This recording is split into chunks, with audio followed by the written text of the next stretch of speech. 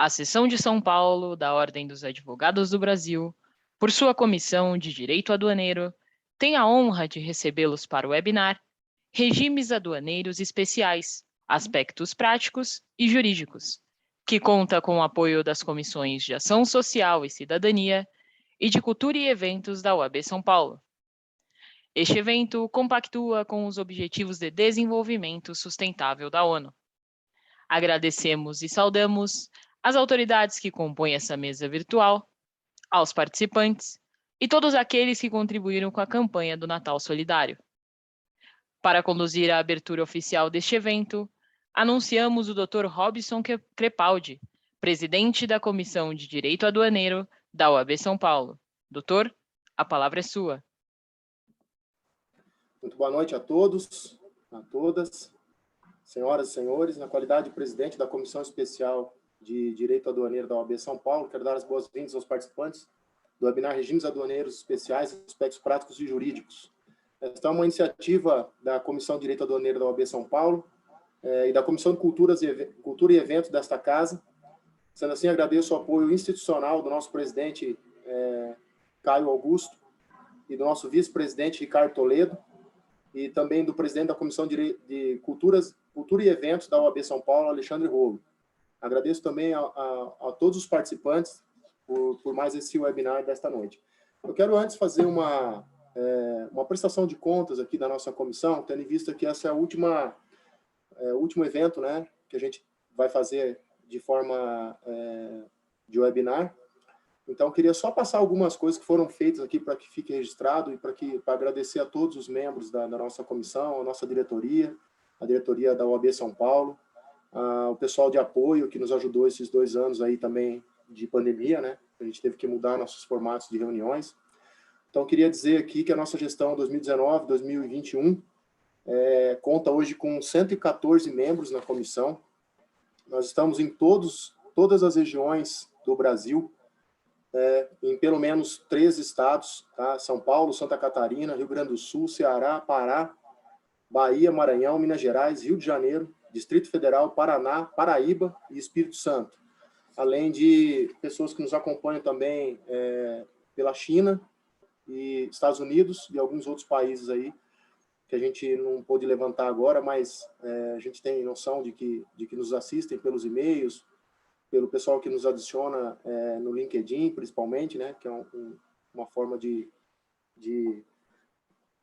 entreter ali e conversar com as pessoas de fora, né.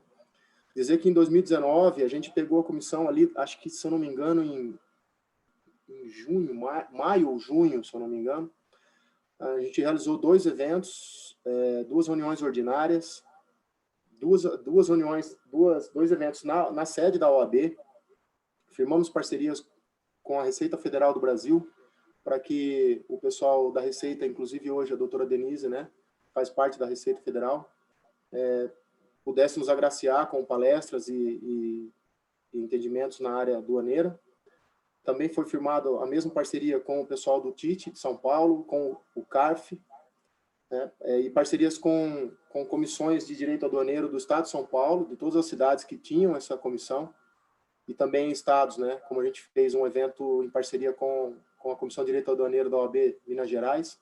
Agradeço ao Marcos, que é o nosso secretário executivo, e ao Rodrigo, que encabeçaram essa iniciativa. Em 2019 também, a gente criou as redes sociais, que depois foram ganhando corpo, né? Hoje no Facebook a gente tem 690 seguidores, no Instagram passamos de 550 seguidores, LinkedIn temos 335 seguidores, mais ou menos, que a gente começou esse ano só, e o grupo nosso de WhatsApp, que a gente pretende não parar por aqui, né? Independentemente da nova administração da OAB, do novo presidente que possa vir tomar conta dessa comissão. Hoje a gente conta com mais de 150 pessoas, 140 pessoas no grupo de Instagram, profissionais de todos os estados e áreas aí ligados ao direito aduaneiro e comércio exterior. Em 2020, a gente realizou um evento na Comissão de São Paulo, foi o único lá, antes da pandemia, né, que enchemos 2 salas da OAB, que foi quando também a gente tomou posse da comissão, através do nosso vice-presidente Ricardo Toledo, que nos impulsou. Nossos webinários foram 8 depois da pandemia, com mais de 920 inscritos, mais de 1.500 visualizações das palestras disponíveis no YouTube, que ficam disponíveis, e articulamos a parceria também com o Instituto Brasileiro de Direito Tributário. Em 2021, a gente realizou 4 reuniões ordinárias e 10 extraordinárias. Foram aqui, acho que 12 webinários, se não me falha a memória, com mais de 6.000 inscritos. Publicamos 8 artigos em sites relacionados ao direito aduaneiro. Batemos o recorde de inscrição da nossa comissão, pelo menos, né?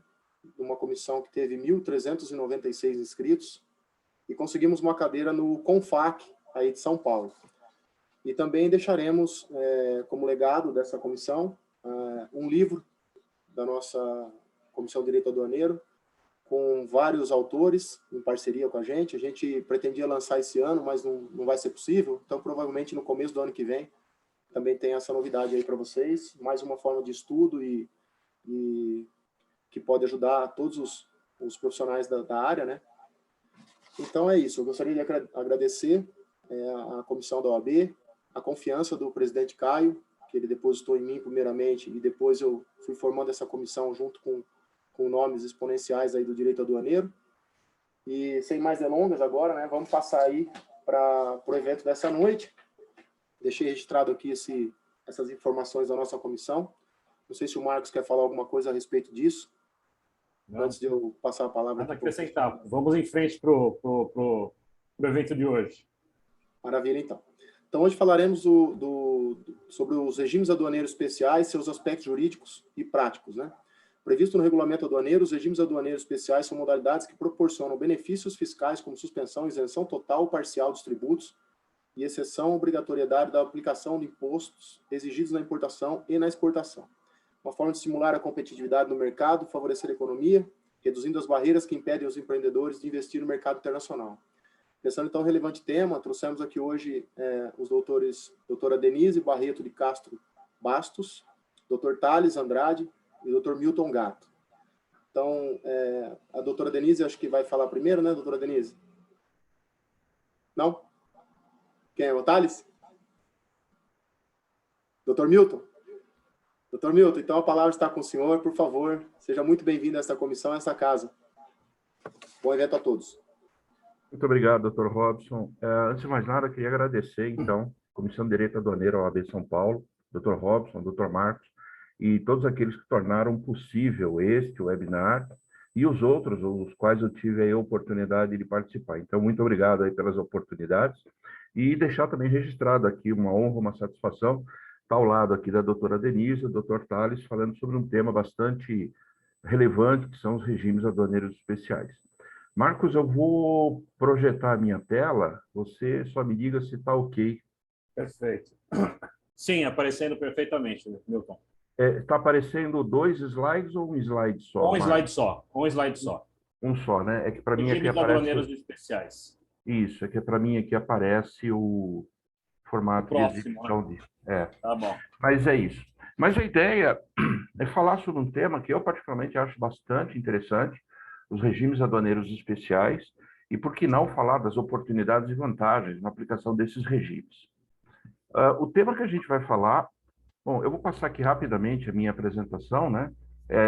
Como está sendo gravado, então fica na apresentação, mas só deixar registrado que eu trabalho em comércio exterior já há uns 37 anos e atualmente eu sou o coordenador da área aduaneira consultiva do escritório Finocq Ustra Sociedade de Advogados em Campinas, além de ser professor também na área.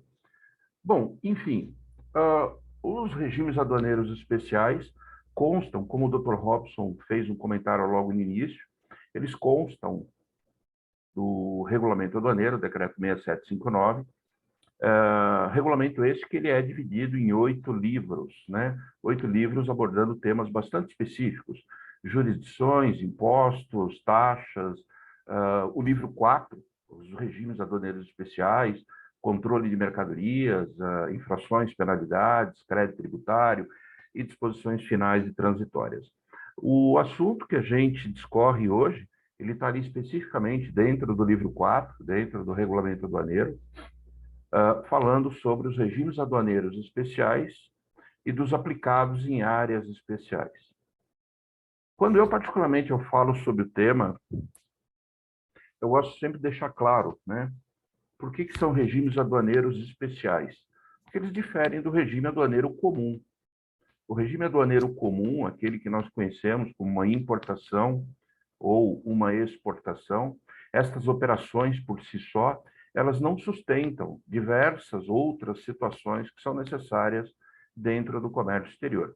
E aí sim, a necessidade da criação, da identificação desses regimes especiais, os quais estão todos listados hoje dentro do regulamento aduaneiro, admissão temporária, que a gente vai ter a oportunidade de falar bastante sobre ela, as áreas de livre comércio, carneata, depósito afiançado, né, em específico para empresas de transporte, depósito alfandegado certificado, depósito especial, famoso depósito de uso privativo, depósito franco, o drawback, né, que é um regime extremamente interessante e ainda hoje tão incompreendido pelas empresas, o entreposto aduaneiro, as exportações temporárias e alguns regimes bastante segmentados, bastante específicos, como loja franca, o Recof, o Recon, o Repetro, o Repex, o Reporto, o trânsito aduaneiro e aqueles regimes especiais aplicados em áreas especiais, as zonas de processamento de exportação e a Zona Franca de Manaus.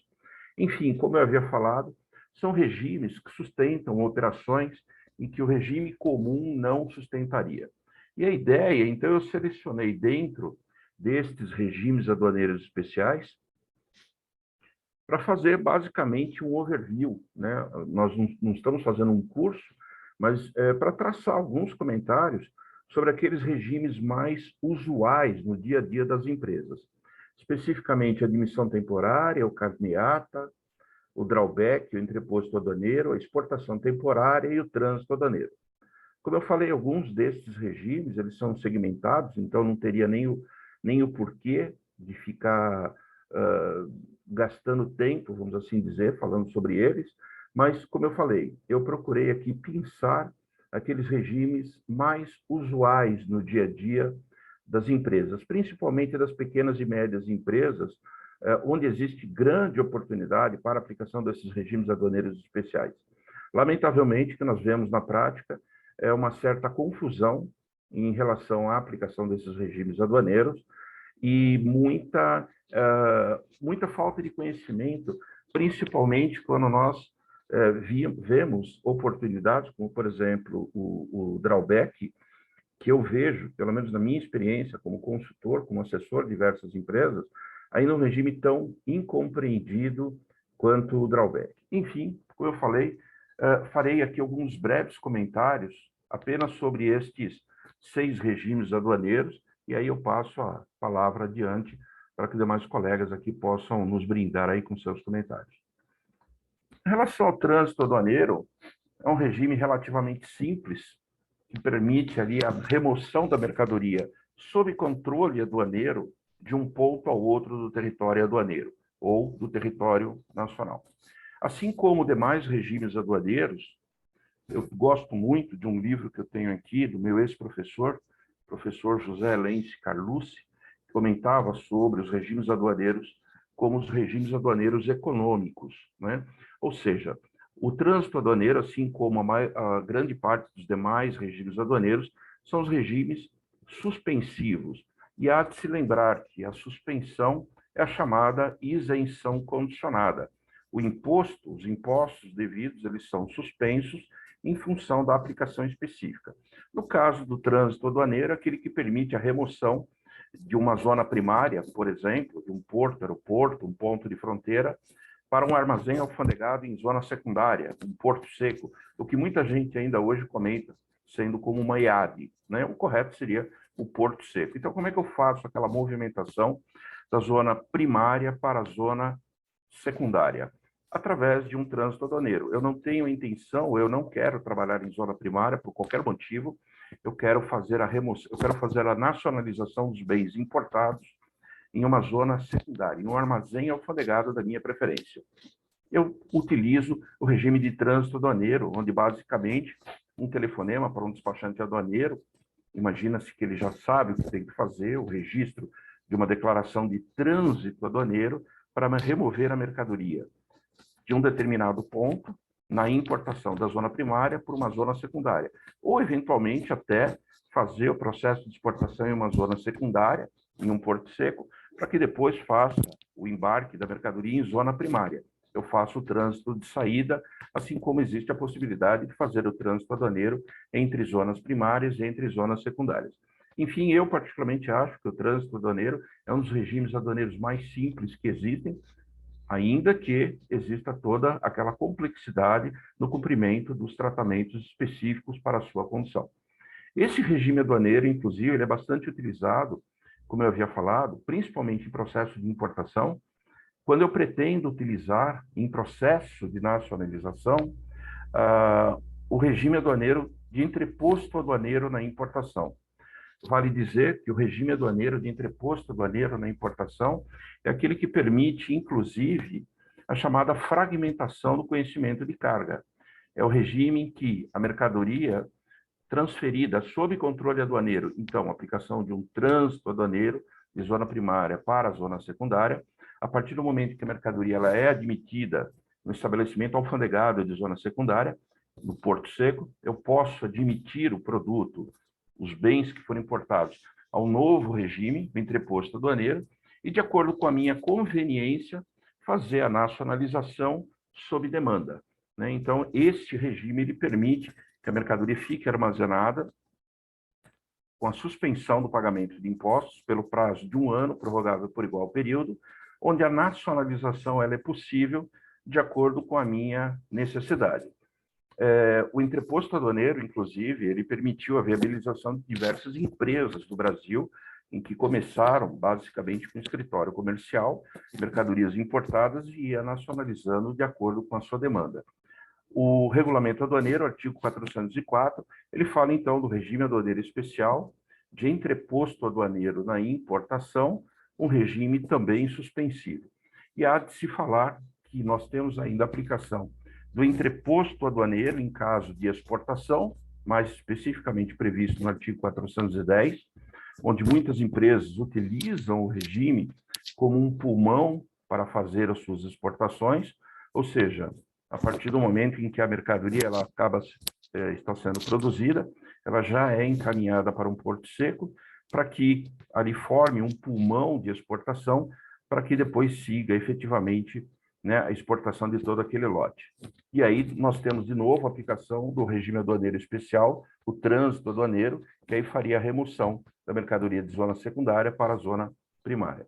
E o artigo 411, o que fala do entreposto aduaneiro de uso extraordinário, mais especificamente aquele utilizado por trading companies. Enfim, são 2 regimes aí, tanto o trânsito aduaneiro quanto o entreposto aduaneiro, que permitem aí grande ação das empresas, sejam elas exportadoras ou importadoras. Eu procurei deixar aqui na parte inferior de cada um dos slides a respectiva instrução normativa que determina os procedimentos para aplicação desses regimes aduaneiros especiais. Então, só vocês vão reparar aqui na parte inferior sempre a menção das respectivas normativas. Enfim, o trânsito aduaneiro, o entreposto aduaneiro, ele tem essas características. E aí nós temos características similares no tocante à aplicação dos regimes temporários. A admissão temporária e a exportação temporária, que, aliás, ambos os regimes são normatizados pelo mesmo instrumento, que é a Instrução Normativa 1600 de 2015. Então, nós temos, no caso da admissão temporária, o próprio nome já está dizendo, uma importação temporária, onde aí ela acaba se dividindo em 3 submodalidades específicas. Aquilo que eu particularmente chamo de admissão temporária pura e simples, artigo 354 do Regulamento Aduaneiro, utilizado para aplicação de produtos que são importados, permanecem no Brasil sob prazo determinado, para participação em feiras, para participação em eventos culturais, por exemplo, para participação, para trazer produto para que seja exibido como molde, modelo industrial. Enfim, o artigo 354 permite admissão temporária com o retorno do produto ao exterior sem sofrer modificação. É claro que esse regime, ele prevê inclusive a nacionalização do bem, se for necessário, mas o nome, né, o seu contexto específico, ele já está dizendo, é uma admissão temporária. E no artigo 354, então, nós temos ali a aplicação do regime puro e simples, vamos assim dizer, da admissão temporária. A admissão temporária ela tem uma segunda submodalidade, que é de utilização econômica, onde, nesse caso, eu pago os impostos que são devidos de acordo com a proporcionalidade, né? De acordo com o tempo de permanência do produto no Brasil. O pessoal mais antigo, o pessoal da minha idade, deve se lembrar que esse era aquele regime que apresentava uma fórmula para cálculo dos impostos devidos, que era extremamente complicado, né? Levava em consideração alíquotas de IPI, ICMS, depreciação do bem, enfim. Hoje nós temos isso resumido na proporcionalidade de 1% ao mês calendário, onde eu recolho o imposto ali em função do tempo de permanência. Bastante utilizado pelas empresas que não querem adquirir novos bens, mas elas precisam importar determinadas máquinas, determinados equipamentos, seja para a produção de outros bens, seja para prestação de serviços, onde eu não tenho intenção de comprar aquela máquina, eu vou utilizar de determinado momento e depois devolvo. A admissão temporária para a utilização econômica permite esse ingresso com pagamento proporcional ao tempo de permanência no Brasil. E nós ainda temos, artigo 380, a admissão temporária para aperfeiçoamento ativo, que seria uma espécie de utilização de mão de obra brasileira para promover algum bem, para promover, né, a industrialização de algum bem a um cliente estabelecido no exterior. Também aqui com a suspensão total dos impostos. Então, a admissão temporária, ela acaba se subdividindo em 3 submodalidades. E, se nós temos, de um lado, a admissão temporária, nós temos também, do outro lado, a chamada exportação temporária, né? Como eu falei, a normativa é a mesma, a Instrução Normativa 1600, 2015, que dispõe sobre os casos de exportação temporária. Nós teríamos aqui o artigo 431, a exportação temporária pura e simples, aí seria o inverso da admissão temporária pura e simples, quando eu destino bens brasileiros ou bens que foram nacionalizados ao exterior para, por exemplo, participar de um evento cultural, de uma feira, de alguma demonstração, alguma coisa do tipo. E nós temos ainda, na exportação temporária, o inverso da admissão temporária para aperfeiçoamento ativo, que é a exportação temporária para aperfeiçoamento passivo. Nós temos hoje diversas indústrias brasileiras que se utilizam desse regime para o envio, por exemplo, de insumos, matérias-primas a serem trabalhados no Paraguai, por exemplo, nas indústrias de maquila, e depois retornam ao Brasil devidamente modificados. Então, são 2 processos, enquanto que a admissão temporária tem 3 modalidades, a exportação temporária ela tem 2 modalidades que acomoda exatamente essas operações temporárias. Como eu falei, a mesma instrução, a instrução de número 1600, ela aborda, né, tanto as admissões quanto as exportações temporárias. Nós teríamos ainda uma outra via, que seria o Carnê-Ata, Decreto 7.545, falando sobre a Convenção de Istambul, que basicamente seria uma alternativa, uma vez que o Carnê-Ata, e o nome, ele já está falando, né, é um carnê, ele tem uma declaração aduaneira em formato de carnê, esse carnê tem força de declaração aduaneira, que seria o passaporte da mercadoria. Um procedimento extremamente interessante, principalmente para aqueles técnicos que viajam mundo afora para a prestação de serviços e precisam levar suas ferramentas ou seus bens, né, sem a necessidade de fazer um processo de exportação temporária, bastando a utilização apenas do Carnê-Ata. Nós tivemos a introdução do Carnê-Ata no Brasil, ali nos idos 2015 e 2016, em função dos Jogos Olímpicos, porém, lamentavelmente, o Carnê-Ata vai ser descontinuado.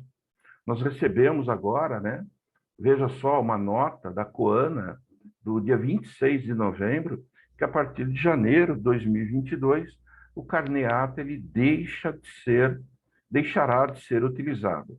Aparentemente, encontraram inviabilidade na continuação do regime.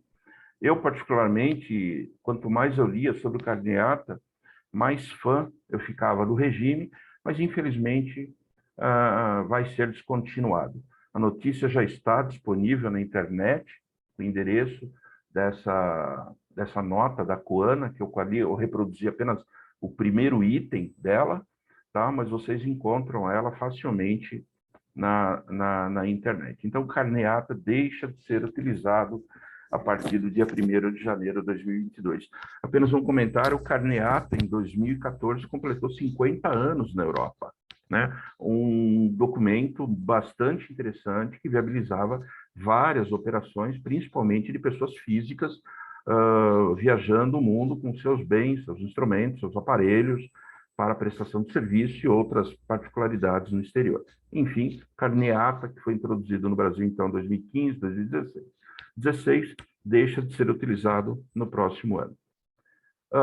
E, por último, o que eu separei aqui para fazer uns comentários, nós temos aqui um tempo relativamente limitado para falar sobre o drawback.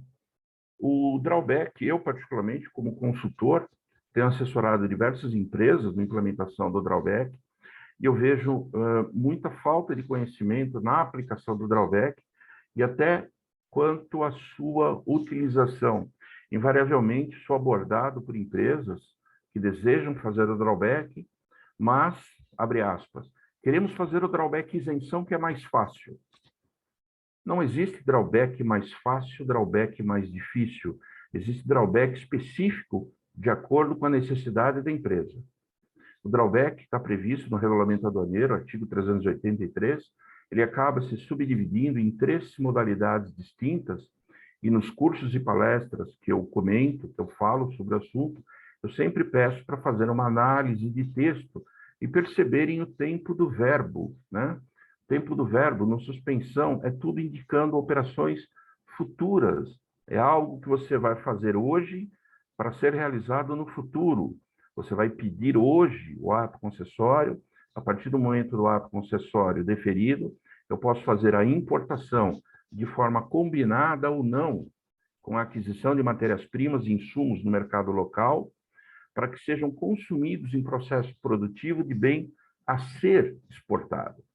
O drawback suspensão, ele exige um maior controle das empresas, mas no tocante à elaboração de ato concessório, é o mais simples, que é basicamente uma tela em branco, sou eu que vou dizer o que eu vou exportar e o que eu vou necessitar para produzir aqueles bens. Sou eu que vou fazer a identificação das matérias-primas e insumos a serem adquiridos, tanto importados quanto no mercado local. O drawback, suspensão, como eu falei, ele é muito mais fácil quanto à sua elaboração do ato concessório, mas ele exige um maior rigor no controle das operações. O drawback e isenção, o que muita gente comenta como sendo o mais fácil, é que a operação já foi realizada no passado. Aqui vocês podem ver o verbo, ele está no passado, de operações que foram realizadas no passado. O drawback e isenção é aquele que permite a reposição dos estoques de mercadorias, de matérias-primas, insumos, que foram consumidas no passado em processo produtivo de bem que foi exportado. Basicamente, o drawback e isenção, o que eu tenho que fazer?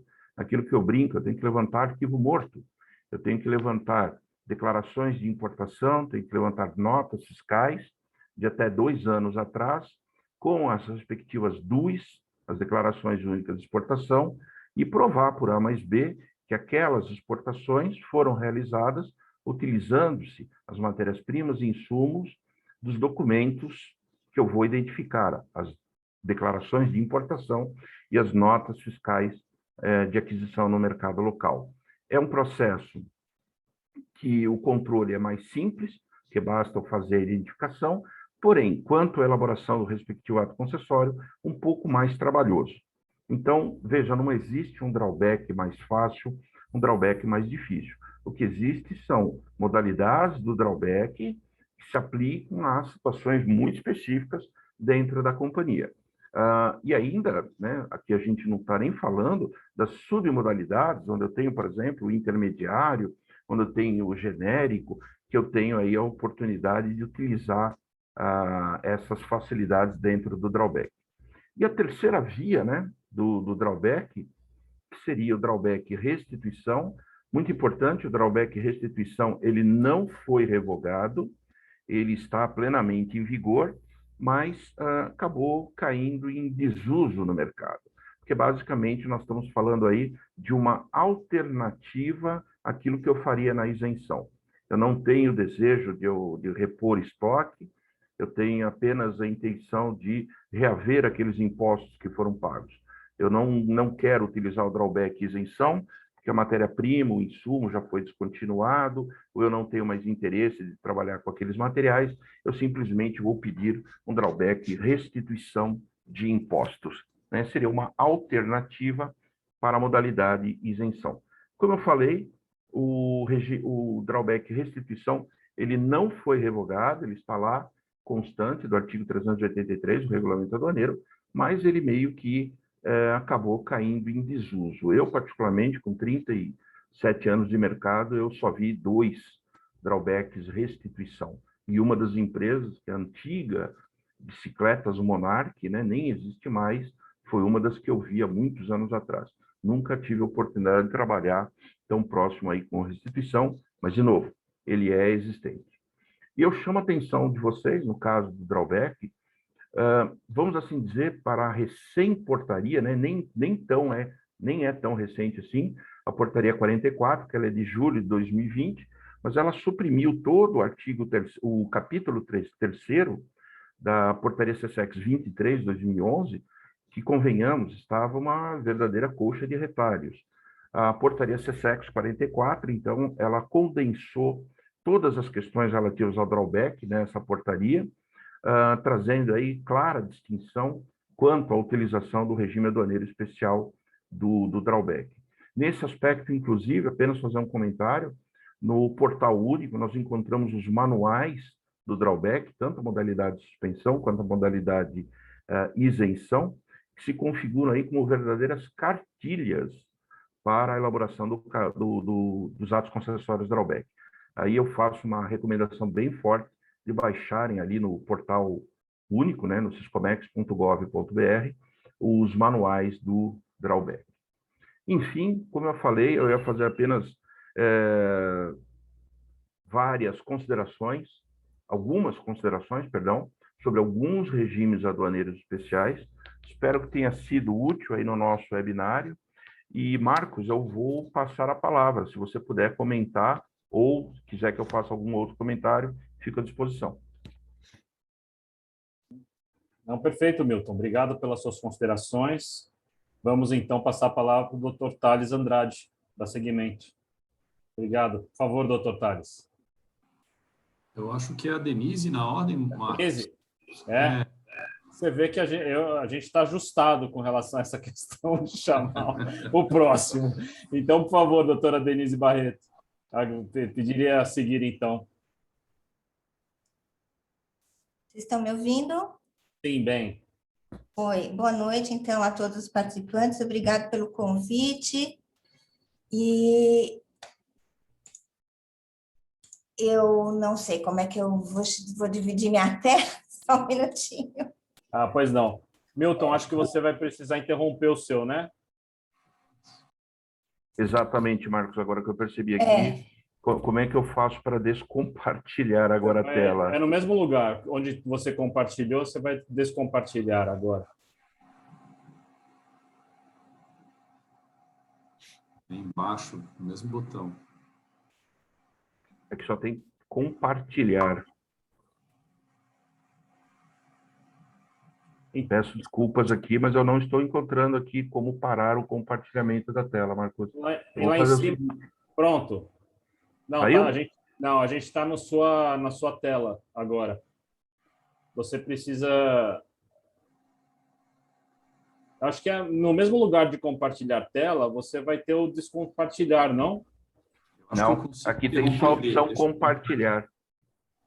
Tá aqui, ó, interromper compartilhamento. Agora perfeito. Por E favor. agora como é que eu vou Agora compartilhar? você vai no compartilhar, por favor, compartilhar tela. Tem aí? Tinha. Tinha. Tá na Nossa, eu parte... já fiz isso tantas vezes e agora eu não sei fazer. É assim mesmo. É onde eu clico nos 3 negocinhos. Isso. Aí embaixo, Apareceu aí embaixo, na parte de baixo, tem, do lado do chat. tem participantes, bate-papo, compartilhar tela. Certo, achei. Isso. Então, pronto, vocês estão vendo? Sim, estamos vendo. Não, sim, perfeito. Regimes aduaneiros especiais? Exatamente. Isso, então, só um minutinho. Ainda está certinho, né? Agora não, agora apareceu a sua Ótimo. Então, eu tela. volto para cá, não tem problema. Pronto. Isso, isso.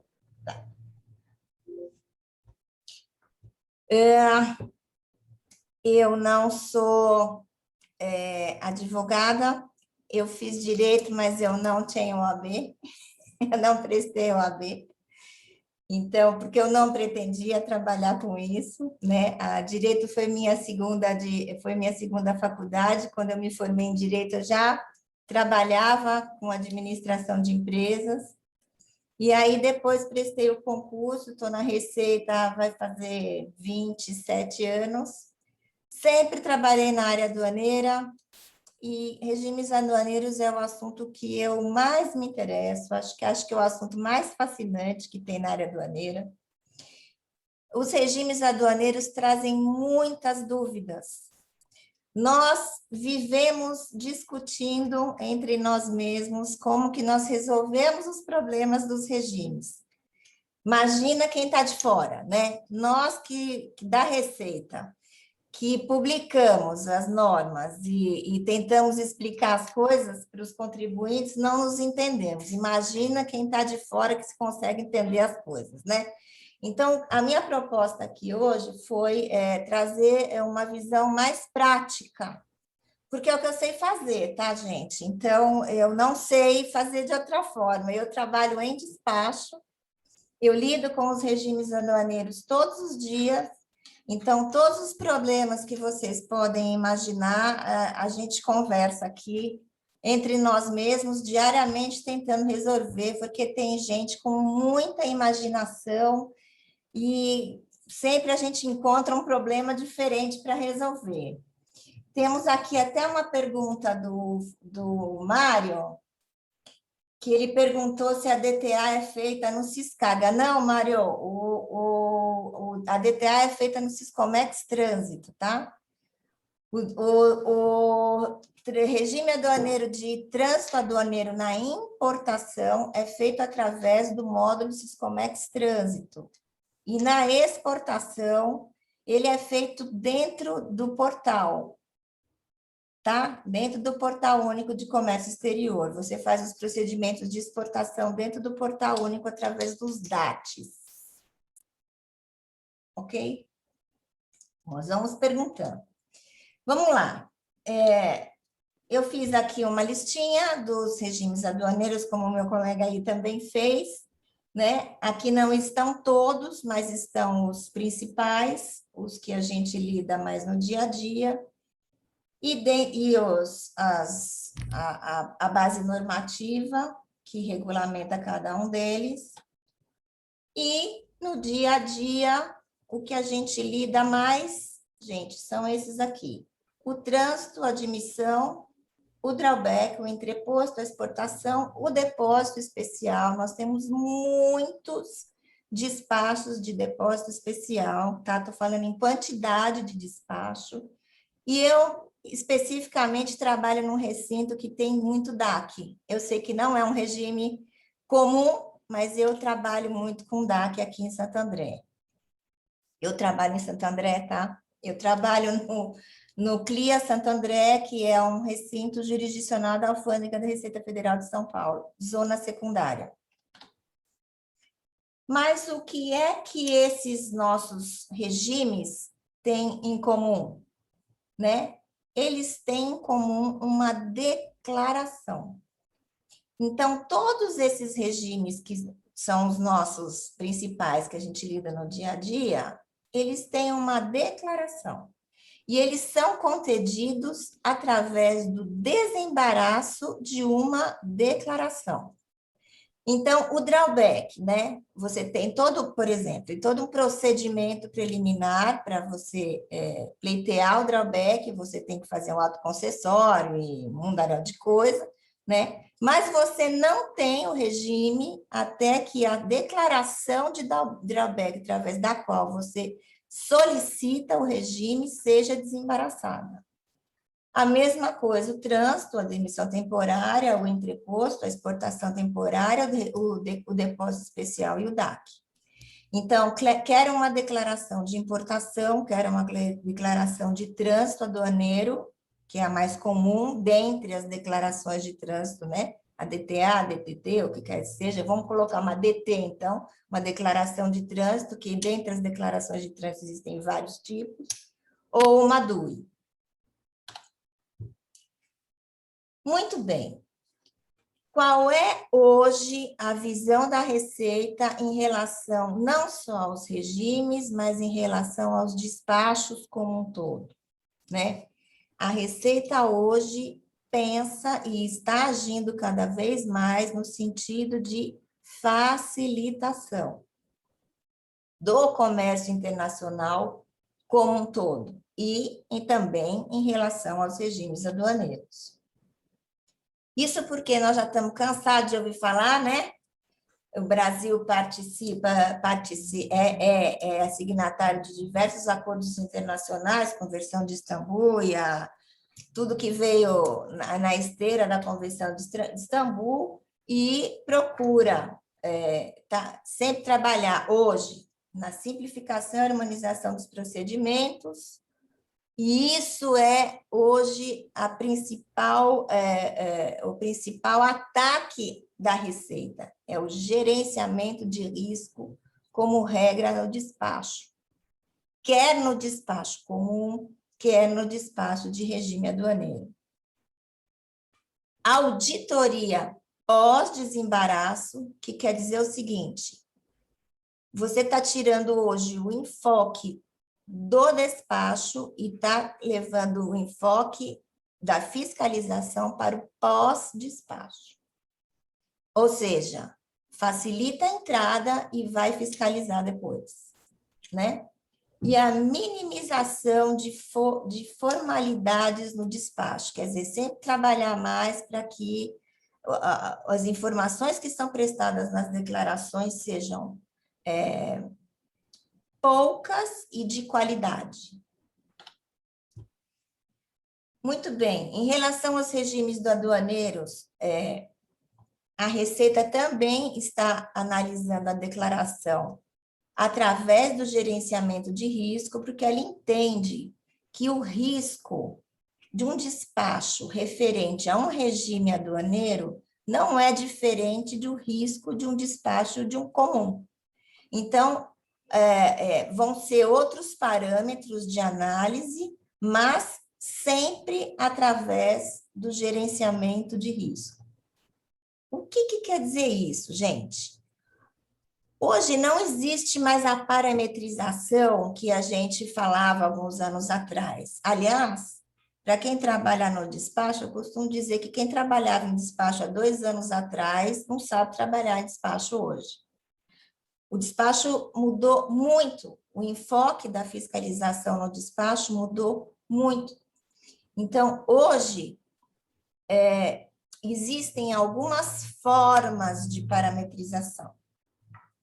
Existe a parametrização que ela é gerenciada através nacionalmente, que, por exemplo, a Receita pode especificar que quer fazer uma ação para verificar os despachos, sei lá, de produtos de eletricidade, ou produtos eletrônicos, ou um determinado produto químico.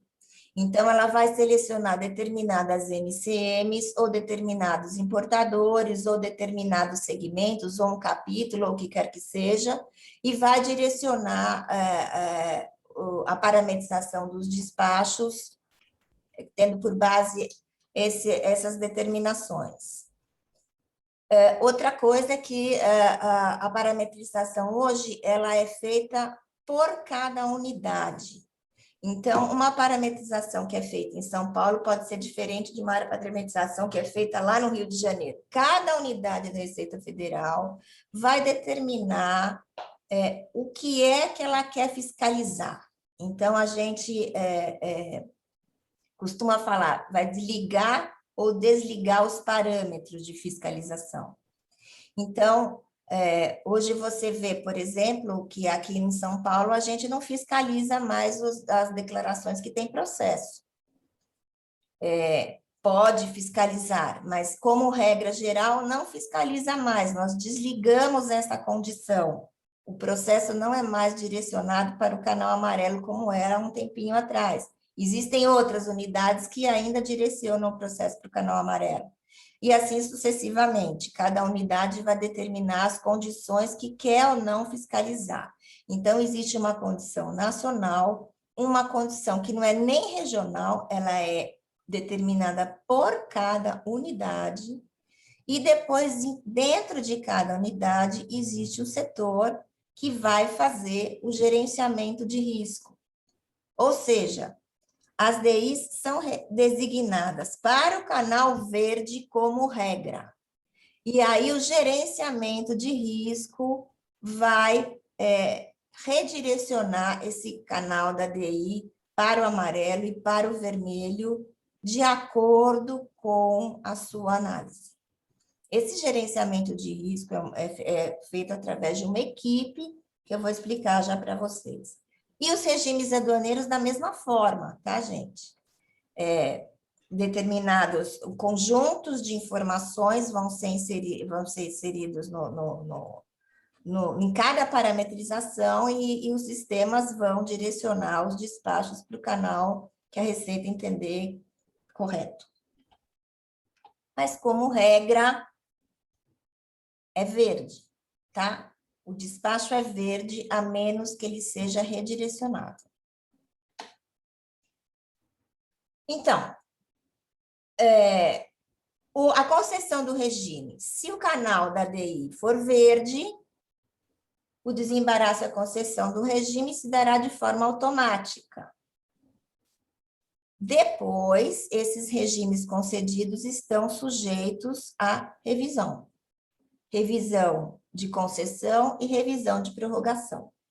Então, a ideia é que o controle do regime não seja feito no despacho, ele vai ser feito no pós-despacho de forma inteligente, através de análises de inteligência artificial que a Receita está desenvolvendo. Então, hoje, a Receita atua em 3 frentes em relação ao despacho. Ela faz uma análise pré-despacho, e essa análise pré-despacho, hoje, ela é mais facilmente feita através das cargas marítimas, porque você tem o mercante, através do mercante, as empresas que estão fazendo importações marítimas vão fornecer dados, através do CE Mercante, que a Receita já vai fazer um filtro de risco e já vai fazer uma análise antes que a DI seja registrada. No curso do despacho, então, o gerenciamento de risco e os próprios fiscais que estão na ponta podem redirecionar essa DI para fiscalização no decorrer do despacho. E temos a análise pós-despacho, que os grupos que são responsáveis pelos regimes aduaneiros de cada unidade vão fiscalizar, um por um. Então, a ideia hoje, a Receita desenvolve instrumentos de inteligência artificial para atuar no despacho, para proporcionar maior agilidade, efetividade e melhor aproveitamento da tão escassa mão de obra fiscal. Então, hoje, gente, só para a gente entender, nós temos atuando no despacho alguns sistemas e instrumentos que, através dos quais a Receita tem dados para poder fazer uma seleção inteligente. Então, o radar, que tudo que acontece com as empresas, nós temos que registrar no radar, até recolhimentos acima de R$ 1.000 ou maiores, a gente é obrigada a registrar no radar. O mercante, como eu acabei de falar, que tem os dados pré-despachos de cargas marítimas. O Siscomex Carga, que ele permite que a Receita bloqueie, inclusive DTAs para a zona secundária, se a fiscalização da zona primária detectar algum risco na carga, tá?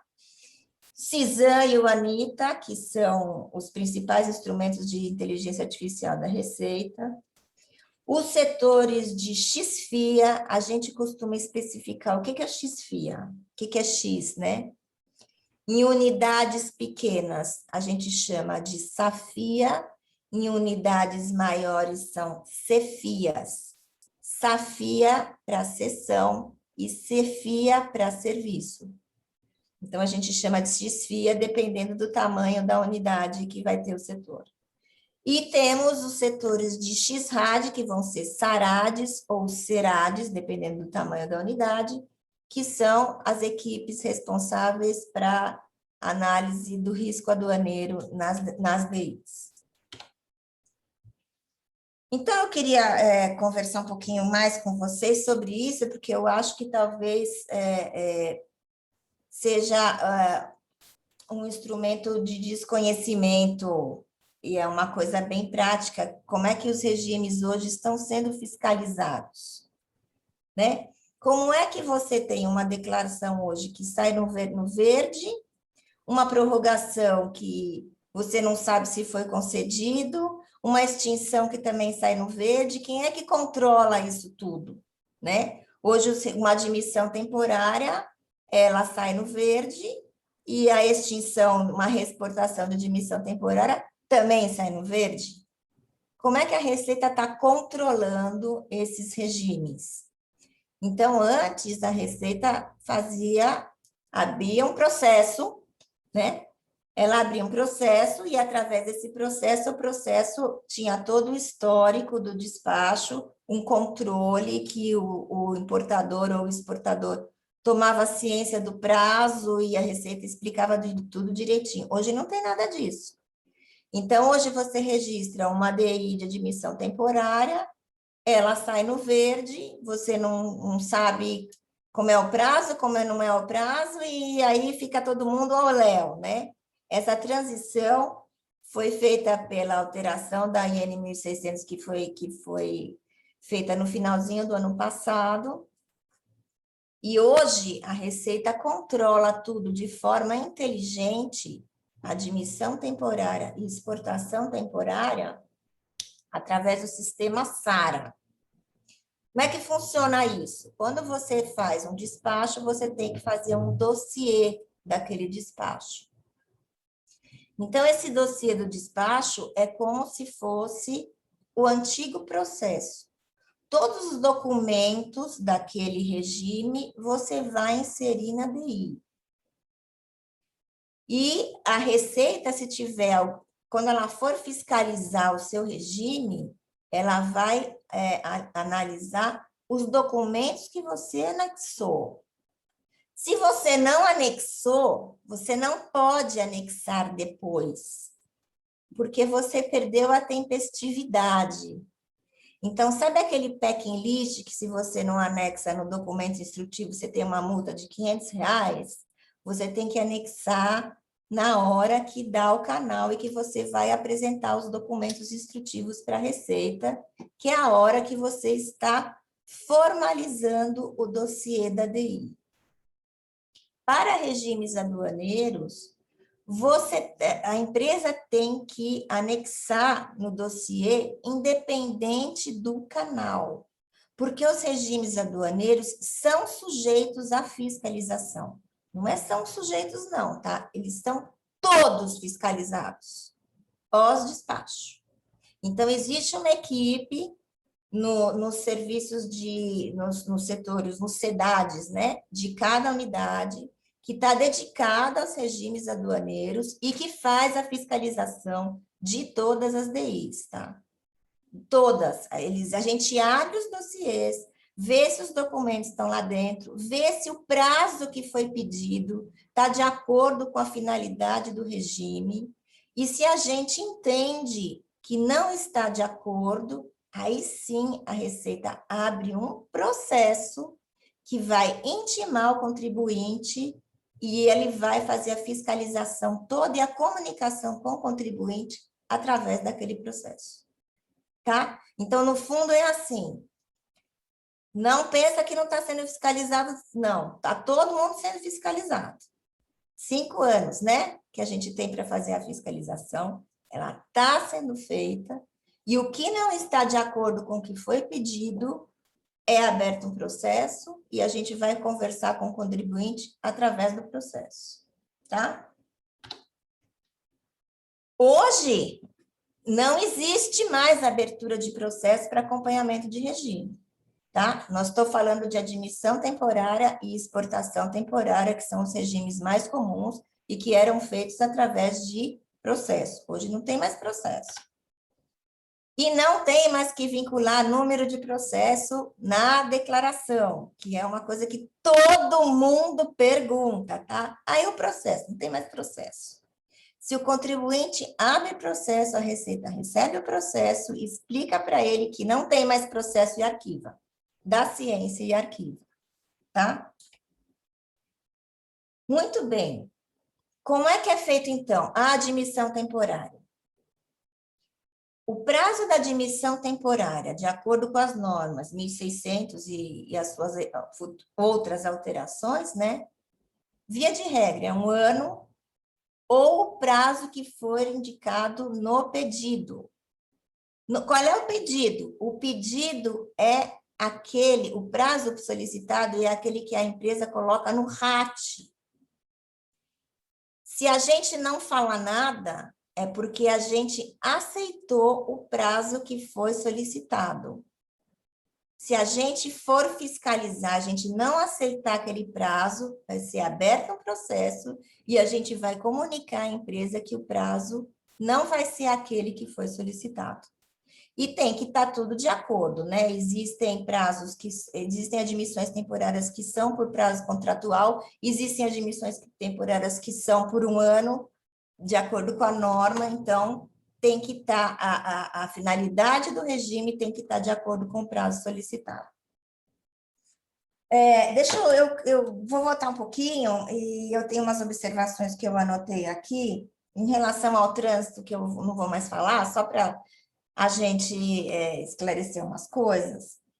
Gente, DTA, em geral, é feita pela transportadora, tá? Na prática. Não é a empresa que faz a DTA. Em geral, a DTA é feita pela transportadora que a empresa contrata, tá? E na exportação, em geral, é a própria empresa que faz o procedimento do trânsito de exportação na própria DUI, tá? Como eu falei que existe procedimento.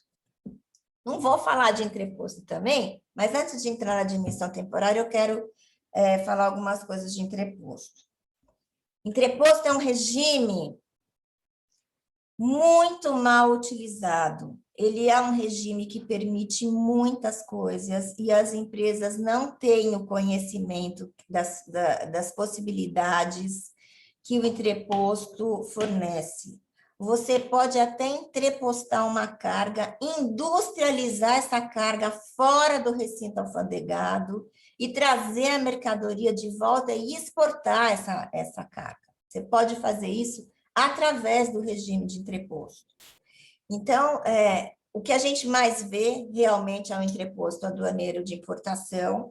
Ele pode ser com ou sem cobertura cambial, e ele pode ser destinado à exportação. Você já pode trazer a mercadoria destinada à exportação, você faz a entrada na sua contabilidade através da DA e você faz a saída da sua contabilidade através de uma nota fiscal de saída e como se você tivesse comprado e vendido essa mercadoria e você já pode exportar.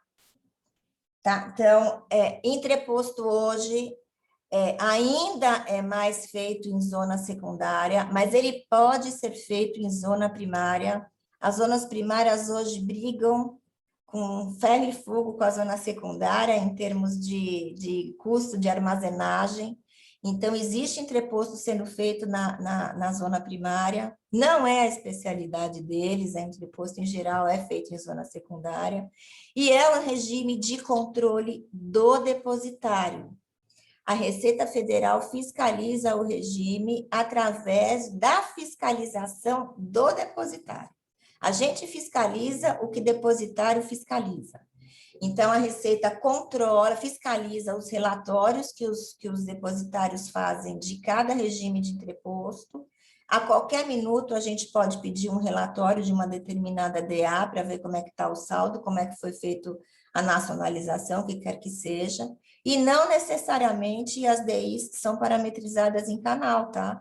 Elas podem, em geral, também são parametrizadas no canal verde de conferência aduaneira.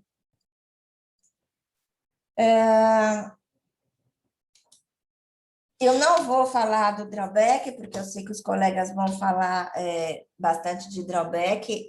90% do drawback que a gente vê é drawback suspensão mesmo, né? É o mais comum.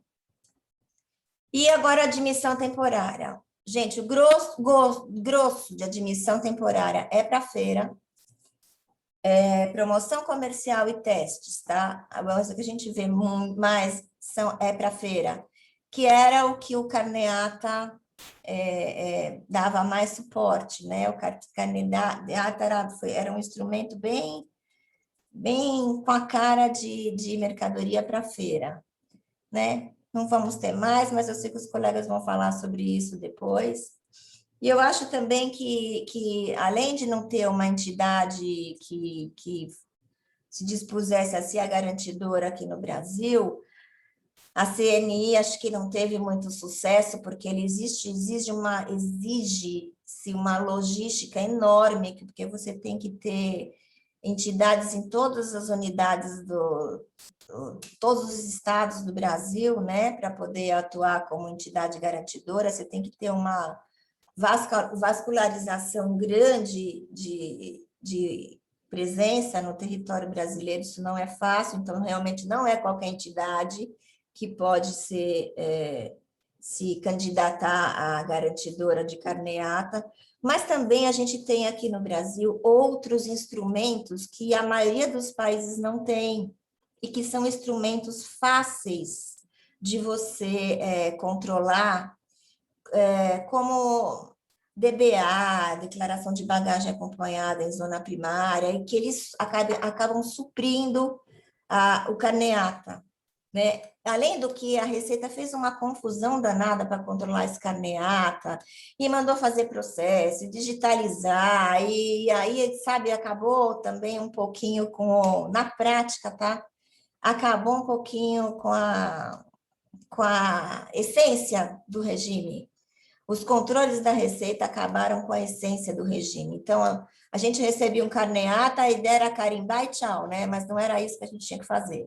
A gente tinha que fazer um mundaréu de coisas e que acabava, em vez de desburocratizar, acabava burocratizando mais ainda. Então, acho que esse conjunto de coisas também contribuiu para que não vá se ter mais um regime, né? Bom, mas é isso aí. Então, vamos voltar aqui. Então, admissão temporária, o prazo hoje é concedido pelo que é pedido, a menos que a Receita entenda o contrário, então ela vai fiscalizar e vai conversar com o beneficiário do regime para falar assim, olha, eu não vou te dar os 3 anos que você está pedindo, eu vou te dar 1, ok? Isso vai ser feito através de um processo. E hoje não se pode mais fazer DSI, com raras exceções, tá? Porque você tem que fazer, está escrito na norma, ou uma DI ou uma do INPE, que é exatamente para o sistema SARA poder ler os campos e poder trazer para si a fiscalização eletrônica do regime.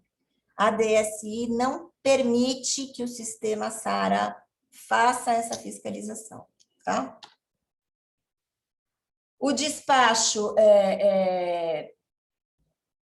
não existe mais, né? Com raríssimas exceções. Se a DI for parametrizada no canal amarelo, a gente faz um despacho e anexa no dossiê da DI, porque não tem mais processo.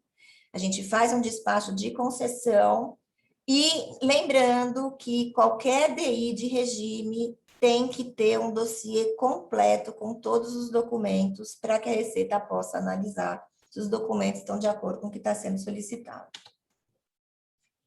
Além do que, é requisito que os documentos sejam anexados no dossiê com o nome correto. Se o documento não for anexado no dossiê com o nome correto, o sistema inteligente da Receita não identifica, então ele não lê. Se ele não for, se o RAT, o requerimento de admissão temporária, não for anexado no dossiê com o nome de RAT, o SARA, que é o sistema que vai controlar o regime, não lê, então ele não consegue ler o prazo que está sendo pedido. Então, a fiscalização, que é para ser eletrônica, ela perde o sentido. Então, o importador tem que fazer a documentação muito correta para depois não sofrer problemas posteriores em relação à concessão do regime, né? Então, assim, a gente costuma dizer que hoje os regimes são concedidos com muito mais facilidade, mas também o importador tem muito mais responsabilidade em relação ao que ele está declarando. Porque o que ele está declarando é o que está... Não pode ser mudado depois. Então, você não pode trazer hoje... você esqueceu o número de série. Ah, não declarei o número de série. E na hora de ir embora, você coloca o número de série. Não pode, porque a gente não sabe o que foi admitido no regime. Então, a informação tem que ser muito mais específica e é aquilo que está lá. Não dá para se alterar depois, não tem mais foto, que nem tinha antigamente, né? O que se declarar é o que a Receita vai levar em consideração. O que não tiver nos autos não está no mundo, certo? Tem que se orientar aos seus clientes que as descrições das mercadorias que estão sendo admitidas em regimes são de extrema importância, porque as fiscalizações vão ser feitas em relação ao que está descrito. Não tem mais fiscalização, na grande maioria das vezes, física. Então, a gente não está vendo se aquele número de série está correto ou não. Então, vamos supor que o seu cliente traga um número de série 201. Na hora de ir embora, vou fazer uma exportação. Minha DUI cai no canal vermelho. Ah, eu estou vendo lá o número de série, é o 203. Eu estou exportando o que eu importei? Não. Ah, mas meu número de série na entrada estava errado. Sinto muito, porque foi o que você informou. Então, a responsabilidade de fornecer a informação correta é muito grande, porque você não está sendo fiscalizado na concessão do regime fisicamente. Então, a concessão do regime de admissão temporária é feita através do desembaraço, que pode ser automático pelo sistema se o canal for verde, ou pelo auditor, se o canal for diferente de verde. A prorrogação, da mesma forma, ela é pedida no mesmo dossiê da DI, através de documentos específicos, e o importador tem que preencher lá qual é o prazo que ele está querendo de prorrogação. E da mesma forma, se a Receita concordar com o prazo de prorrogação, ninguém vai falar nada. Se a Receita discordar, vai fazer vai constituir um processo e vai falar com o beneficiário do regime através desse processo, tá? E lembrando que pedidos intempestivos não são reconhecidos, não são nem analisados. Então, você nem vai ter uma resposta, é simplesmente um indeferimento. Não é nem um deferimento, é uma desconsideração de pedido. Então, é como se você anexar no dossiê, um dia depois da sua extinção do prazo do regime que você mesmo solicitou, um dia depois é descumprimento de regime, tá? O pedido de prorrogação não é considerado. Para os bens do artigo 5º da IN 1600, que são aqueles bens que têm admissão temporária automática. De acordo com a norma, você não precisa fazer despacho. Isso é uma dúvida tão comum. Não precisa fazer despacho. Nem de admissão e nem de devolução. Mas se você fizer uma DI, tem que fazer uma DUI. Tá? Então, vamos supor que você traga uma embalagem. Não é para fazer nada. Não tem despacho de importação e nem despacho de exportação.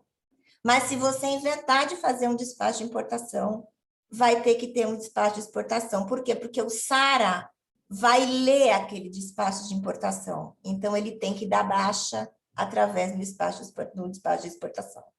Tá?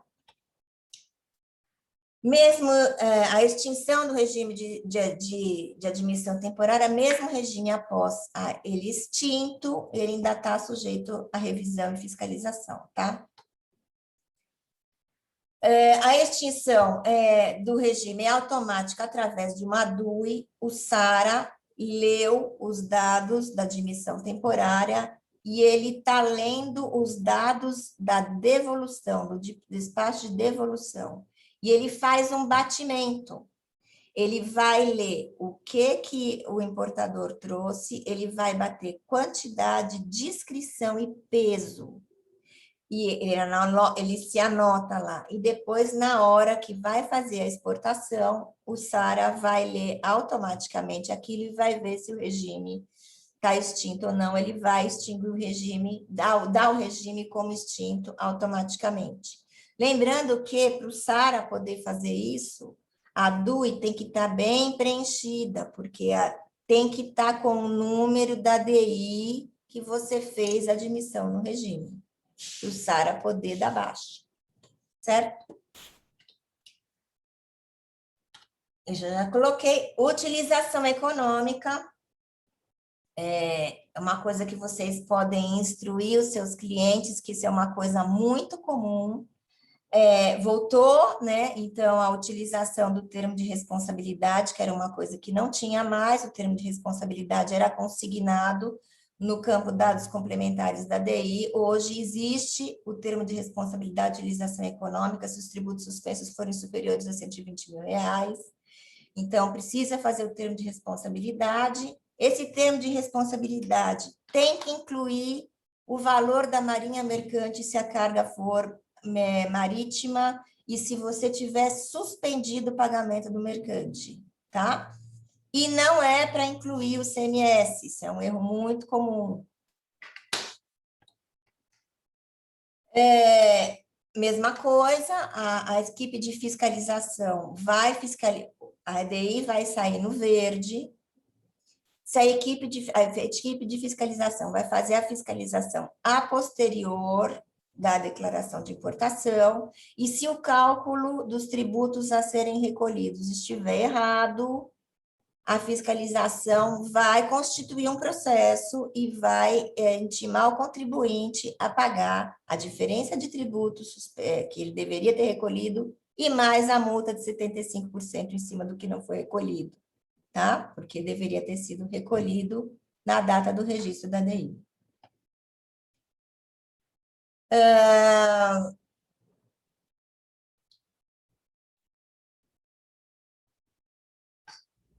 Para os regimes de admissão temporária que forem feitos fiscalização, aqueles regimes que foram selecionados para fiscalização, o importador vai ter que regularizar o regime em 10 dias e, se assim não o fizer, a mercadoria fica sujeita à aplicação de pena de perdimento, tá? E, em caso de prorrogação, Se o pedido for intempestivo, a gente considera que o regime está descumprido e vai automaticamente para a aplicação da multa dos 10%, tá? Artigo 51 da 1.600.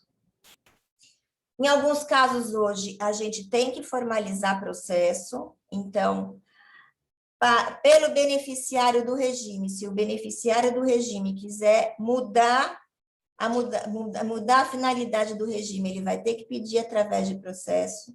Se ele quiser uma extinção através de destruição, ele tem que fazer um processo. Se ele quiser uma extinção através de entrega da Fazenda Nacional, ele tem que fazer um processo. E se ele quiser uma extinção com nova concessão após os 100 meses, ele tem que fazer um processo. Tá? São todas essas situações sujeitas à análise caso a caso pela Receita, não é uma análise automática. E se solicitar mudança de beneficiário do regime, tem que fazer o processo e quem tem que pedir é o novo beneficiário. E a Receita Federal, como eu já falei, toda vez que houver uma fiscalização em relação ao regime, ela vai formalizar um processo e vai conversar com o beneficiário através de um processo, tá? Exportação temporária é a mesma coisa que da admissão temporária. O beneficiário do regime tem que registrar uma DUI e tem que inserir documentos na DUI, da mesma forma que ele insere no dossiê da DI, ele tem que inserir no dossiê da DUI. Gente, isso é muito novo e isso é muito não feito. Tá? Então, toda hora a gente está fiscalizando e vendo que isso não é feito. As empresas, em geral, não têm o hábito de fazer dossiê em DUI, tá? Mas para regime tem que fazer, senão a gente fica sem documento nenhum para controlar o regime. Os documentos que tem que estar anexados no dossiê da exportação são esses, tá? Eu vou deixar, obviamente, disponibilizado o arquivo com os slides, se alguém se interessar. Não esquecendo que, independentemente também, de novo, na exportação temporária do canal de parametrização, tem que ter o dossiê com os documentos instrutivos do regime. Mesma coisa, na exportação temporária, a concessão é feita através do desembaraço da DUI, pelo sistema, se for verde, e pelo auditor, se for um canal diferente do verde. Lembrando que a concessão da exportação temporária só é considerada efetiva após a averbação, né?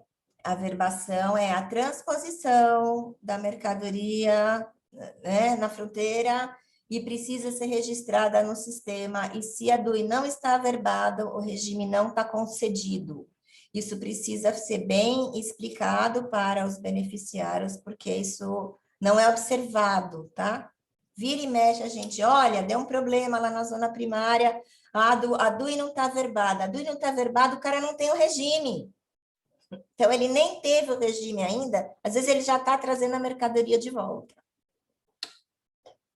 Mesma coisa em relação à prorrogação, os pedidos de prorrogação têm que ser inseridos no dossiê da DUI.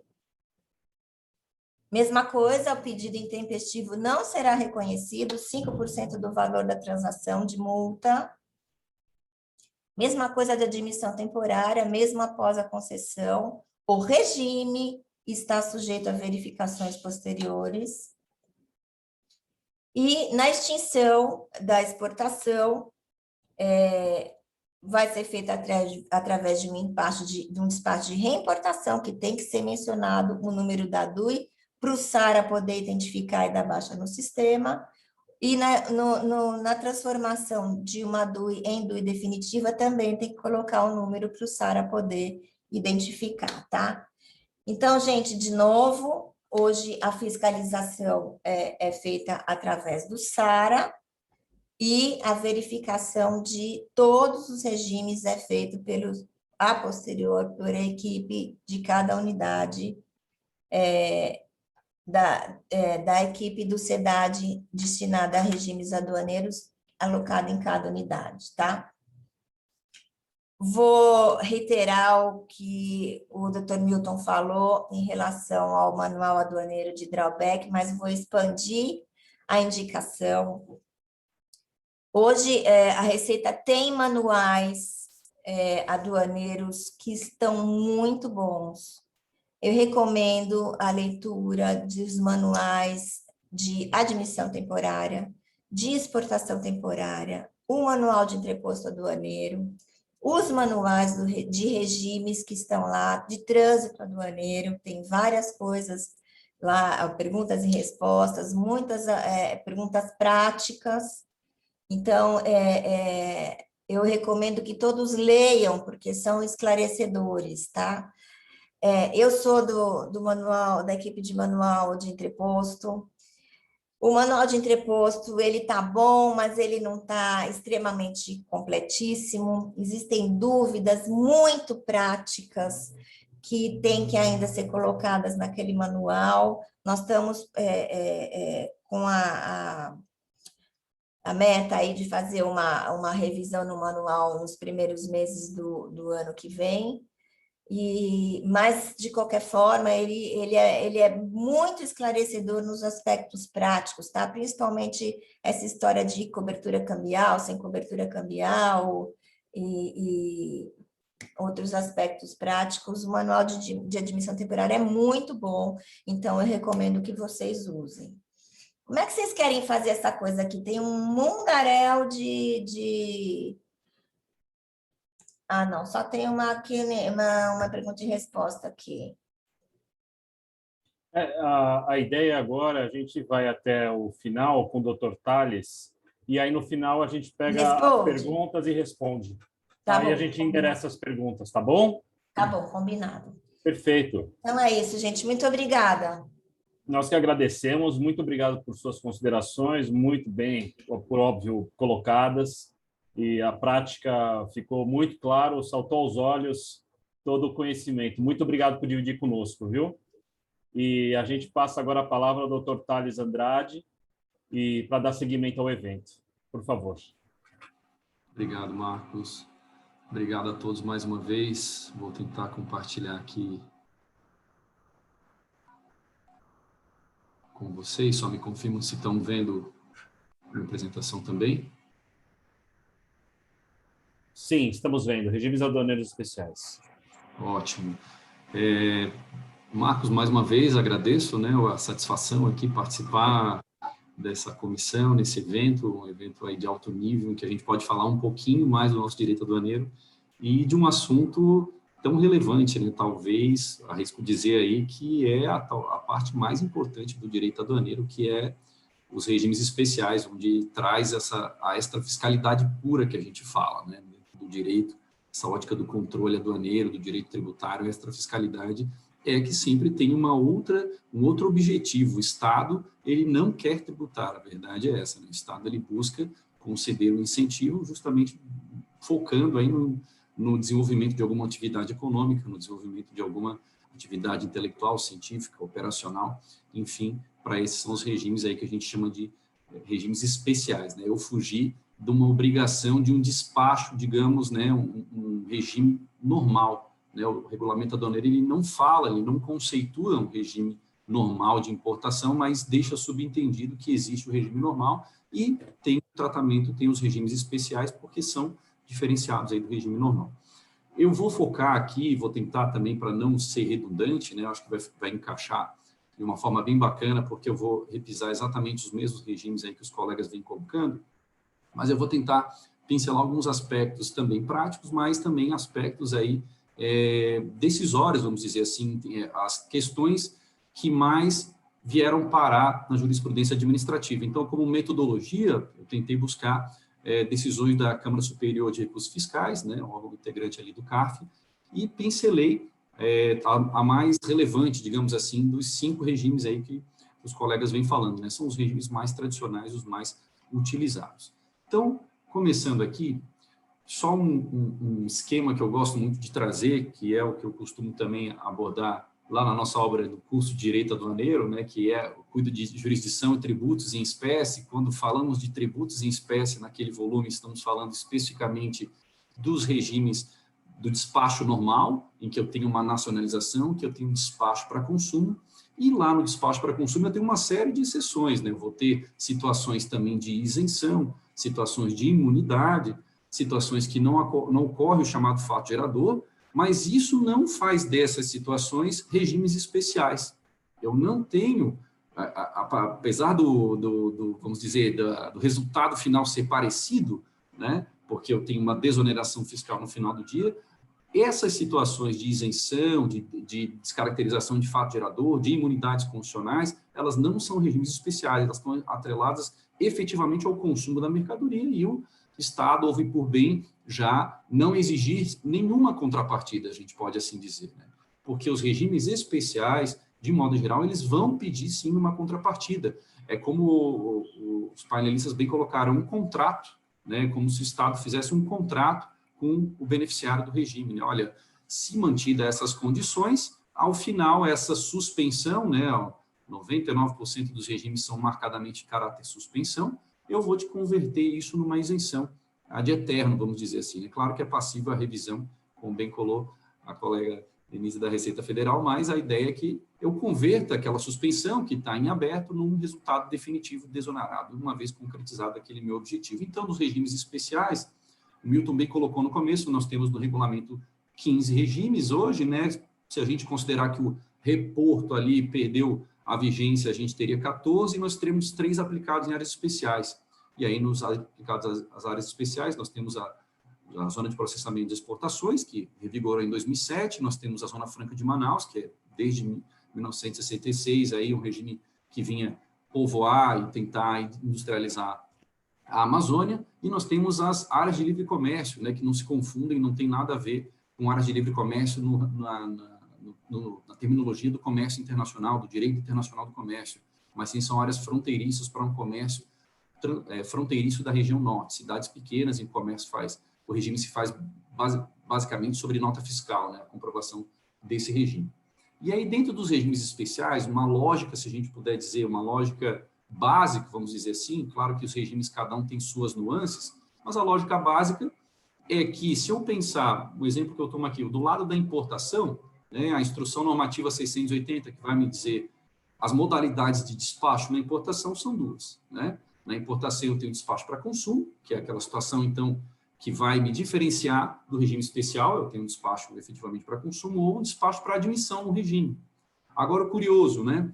Nem todos os regimes que são regimes especiais vai ter declarações de admissão no regime. Muitos regimes eu uso realmente uma DI para consumo, né? Como o próprio drawback, em que eu tenho uma declaração de importação efetivamente de consumo, mas eu tenho um vínculo com ato concessório que me resulta na suspensão, e tenho uma declaração de consumo normal, mas o resultado é que eu não sou debitado em conta imediatamente no registro daquela DI, porque está pendente um ato concessório, né? Então, a admissão no regime, alguns regimes requerem justamente que a admissão ocorra antes mesmo da própria importação, que é o próprio caso do drawback, né, em que eu tenho um ato concessório autorizado antes mesmo de eu efetuar as operações de importação, e depois as operações de importação propriamente dita. Se a gente pegar do lado da importação, eu vou ter caracterização de fato gerador, né? Quem gosta de direito tributário sabe que no direito tributário, assim como no direito penal, né, no regime especial acontece a importação. Eu tenho a entrada de mercadoria estrangeira no território nacional,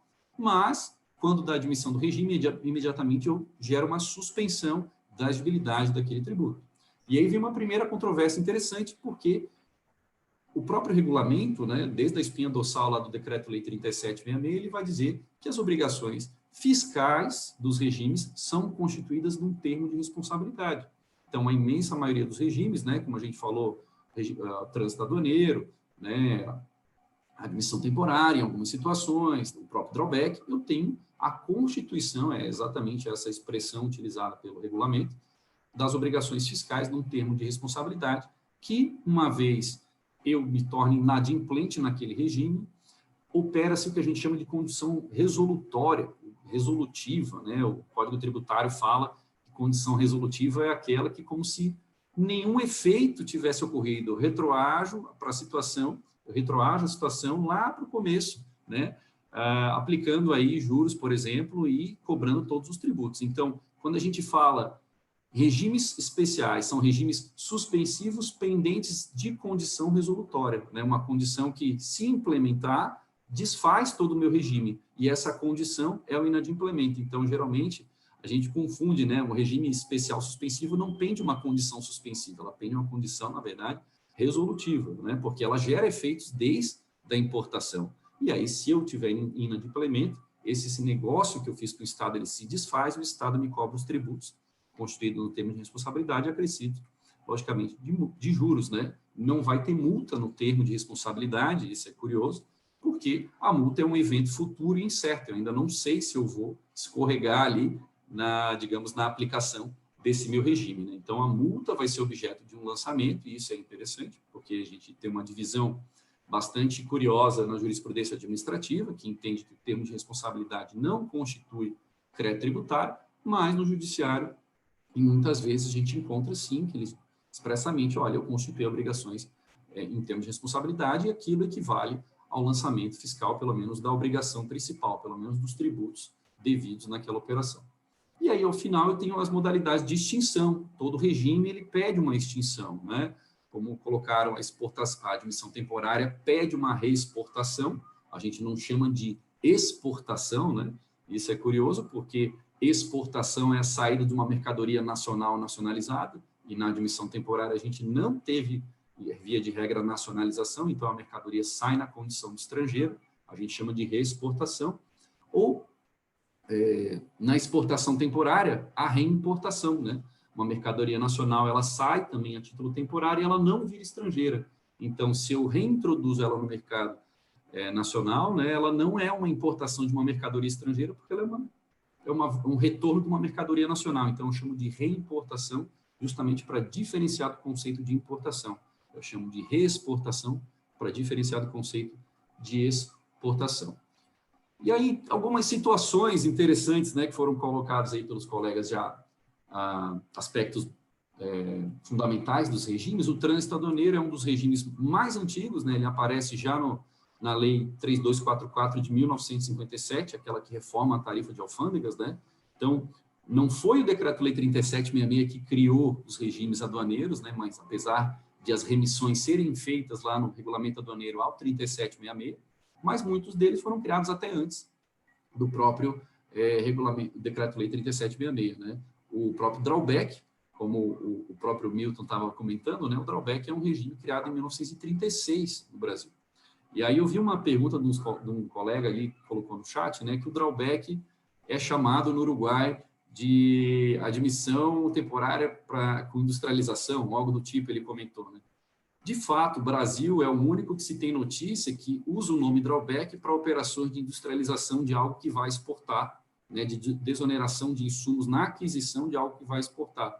Porque o drawback, o nome clássico no mundo inteiro, é a modalidade de restituição, que curiosamente é bastante em desuso, né? Como o Milton falou, presenciou 2 processos, eu nunca vi, eu não tenho a vivência do Milton aí, dos 37 anos do Milton, mas o drawback, por natureza, a própria expressão inglesa é devolução do crédito de uma vez exportada a mercadoria. Então, é curioso que vocês vão encontrar daqui a pouco, no próprio acordo que a gente negociou agora e foi aprovado no Congresso, o chamado ATEC, né, o Protocolo de Cooperação Econômica Brasil-Estados Unidos, e lá tem processos de consulta pela administração aduaneira sobre drawback. Ora, o único processo de consulta que a administração aduaneira pode, digamos, dizer alguma coisa, né, é o drawback restituição, que é de competência da Receita Federal. Porque drawback é a expressão utilizada nos Estados Unidos para o drawback restituição exclusivamente, né? Então, no Brasil, cria-se essa confusão que o suspensão e isenção nós chamamos de drawback, mas na verdade são aperfeiçoamentos de ativo para processos industriais com posterior reexportação, né, após um processo industrial. Mas essa é só uma curiosidade que eu queria trazer para vocês. Sobre o trânsito aduaneiro, então, especificamente, né, nesse histórico, né, um regime que ele é, como bem colocado ali pelos painelistas, ele é um regime que se prende, muitas vezes, a um outro regime, ele não consegue existir sozinho, porque ele é um regime dinâmico, ele pressupõe deslocamento de mercadoria, então, a gente pode entender ele sempre como um acessório para alguma outra coisa que vai acontecer, né, basicamente uma admissão em entreposto, e aí eu tenho trânsito aduaneiro para importação, para exportação, o de passagem, né, que é o trânsito para justamente atender países fronteiriços aí que não têm contato com o mar, e temos o trânsito interno, né, entre 2 entrepostos, por exemplo, no Brasil. E lá a gente vai ver, por exemplo, situações em que se há um trânsito de passagem e eu tiver uma destruição acidental da mercadoria, é uma situação de não incidência, eu não cobro os tributos. Eu assumo que mesmo que uma mercadoria esteja em trânsito no Brasil, a lei busca dar essa, digamos, essa desoneração, né? Se eu tive um acidente, né? Digamos, perdi a mercadoria, mas era um trânsito na modalidade de passagem, é uma situação, por exemplo, a mercadoria para o Paraguai, né? São trânsito de passagem, né? É uma situação que eu não cobro os tributos. Só que aí, quando a gente olha a jurisprudência administrativa, a jurisprudência do próprio Conselho da Câmara Superior, né, de Recursos Fiscais, elas é bastante rigorosa no atendimento das obrigações acessórias, justamente porque sem as obrigações, sem o correto preenchimento de obrigações acessórias, o regime nos olhos da Receita Federal não acontece, né? E aí temos uma situação interessante que, se pegarmos ali entre 2020 e 2021, todos os casos de trânsito aduaneiro, basicamente, são da American Airlines, tem uma outra empresa lá por lá, mas a American Airlines tinha um problema recorrente, que era a prestação de informações no Mantra, né, que é o sistema para o modal aéreo, e a companhia aérea alega que era inviável fazer registro de chegada da aeronave no momento da chegada do veículo transportador, pois as empresas de aviação não têm computadores integrados à Receita Federal no pátio do aeroporto e são obrigadas a deslocar para salas localizadas em outro local, completar os dados solicitados pelo próprio sistema, né, como quantidade de passageiros, dados do comandante, né, e com isso, muitas multas, né, de desobediência de preenchimento ali do módulo do Mantra, por exemplo. E isso vai se reproduzir também no próprio Siscomex Carga, né, para outros modais de transporte. E aí foi um caso bastante recorrente com o mesmo contribuinte que a Câmara Superior manteve aquela multa que a gente tem no 3766, uma multa de R$5.000 em cada caso pela prestação incorreta dessas informações ou extemporânea dessas informações. Então, aqui eu acho que cabe o primeiro comentário, né, que a gente está numa expectativa, vamos dizer assim, como é que vai dialogar essas penalidades que são aplicadas com bastante rigor com a nova legislação que está por vir, que é essa, por exemplo, a do ATEC, que é o próprio Acordo de Facilitação do Comércio, em que, não havendo demonstrada intenção dolosa, sendo um erro grosseiro, por exemplo, né, que eu tenho que atenuar essa penalidade, que eu não posso ter esse rigor, eu não posso ter mais aquela aplicação da penalização objetiva que tem lá no artigo 92, parágrafo 2º lá do 3766, que independe da intenção do agente, voluntariamente ou por omissão,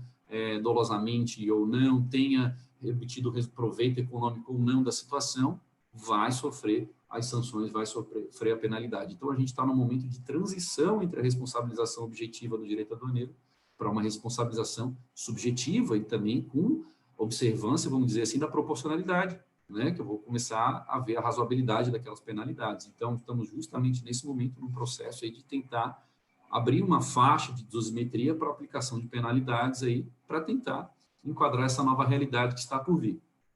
Outro caso bem frequente é a questão de roubo de carga, né, que roubo de carga não é considerado um caso fortuito, força maior, excludente de responsabilidade tributária, né? E aí a gente sabe, bom, ninguém espera que o roubo aconteça, né? Você pode, vamos dizer, até dar um mole para que o roubo aconteça, mas a jurisprudência administrativa não vem considerando casos de roubo de carga em trânsito aduaneiro como um caso fortuito ou força maior que fosse capaz de afastar essa responsabilização, né? No judiciário, a gente já vê jurisprudência para os dois lados, né? Tanto em mercadorias que são roubadas na condição, no regime de depósito, né? Quando há um entreposto, por exemplo, né? A condição do depositário, ou no próprio transportador, né? A vigilância, vamos dizer assim, em recintos alfandegados que tem o depositário, a vigilância é muito maior, né? Mas agora, no transporte, né? No trânsito aduaneiro, ela tende a ser um pouco menor, né? Você faz trânsito aduaneiro em regiões mais remotas, você tem um itinerário para cumprir com a Receita Federal, você faz uma projeção de chegada, você tem, se você tiver uma demora, você tem que indicar em esse incidente, é uma causa de interrupção, né, do próprio trânsito aduaneiro, mas isso não vem sendo aí, digamos, esse argumento não vem sendo muito aceito no âmbito da jurisprudência administrativa. Mudando um pouco de regime, uma questão interessante que me saltou os olhos foi a questão da admissão temporária, quando eu tenho uma admissão para utilização econômica, né? Vocês viram que é aquela que eu pago proporcionalmente os tributos ao tempo que a mercadoria fica no território nacional, e aí eu tenho um aproveitamento econômico, né? Geralmente caso de aviões, né, em que eu faço um leasing operacional, pego a arrendada aeronave, vendo bilhetes, e ao final do contrato eu devolvo ela para o fabricante, só que eu vou pagando proporcionalmente, né, esses tributos, porque até nos anos 90 eu não tinha admissão para utilização econômica, né? Eu tinha que nacionalizar essa mercadoria e eu ficava numa condição desigual, né, com a admissão pura, né, que é a admissão que não cobrava nenhum tributo. E aí, para a utilização econômica, ela veio justamente para tentar dar um pouco de igualdade, de equilíbrio para essa situação do cara que trazia aeronaves em admissão e tinha algum proveito econômico.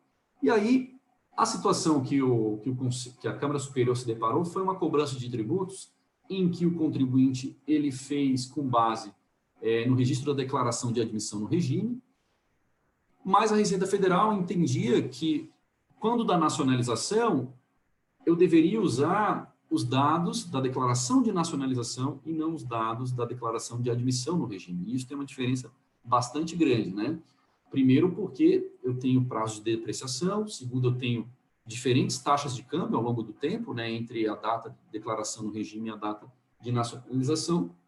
E a questão foi tão controversa que o CARF, né, a segunda instância ali administrativa, ela entendeu que a DI de consumo se tratava de uma nova operação e, portanto, deveria se usar o valor aduaneiro mais recente, com taxa de câmbio mais recente e a aplicação da depreciação do bem, ou seja, o CARF deu um entendimento mais favorável ao contribuinte, usando os dados da declaração de nacionalização, mas a Câmara Superior disse que não, que quando da nacionalização ele deveria reportar o valor aduaneiro lá na admissão do regime, né, que é o mais remoto, e o câmbio justamente era um câmbio mais elevado naquela data da admissão do regime. Então, há essa controvérsia, né, essa controvérsia aparece, né, volta e meia, aí o Milton, que deve ter muito caso de admissão temporária de utilização econômica, pode comentar se ele tiver alguma situação nesse sentido, mas é interessante, né, porque é uma dúvida que gera e foi parar já na jurisprudência administrativa também, tivemos entendimentos de formas diferentes.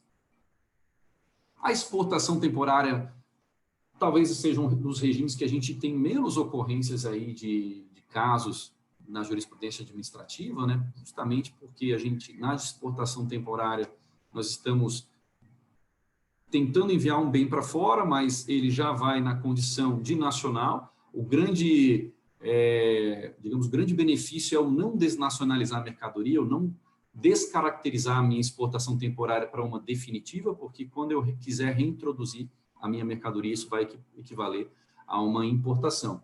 E aí, é claro que eu tenho que ter um rigor no cumprimento do prazo, do regime e das obrigações acessórias. E aqui, de novo, a jurisprudência administrativa bastante rigorosa, porque a entrada de uma mercadoria, né, no território nacional, os termos definidos em lei, que foi exportada temporariamente, se foi descumprido o prazo de concessão, gerou fato gerador dos impostos incidentes numa importação como se fosse uma importação, bem como a aplicação de uma multa por importação desamparada na época por guia de importação, né? Para falar em guia de importação, é que o caso aí estava lá nos anos 90, né? A operação desse contribuinte deve ter acontecido, né?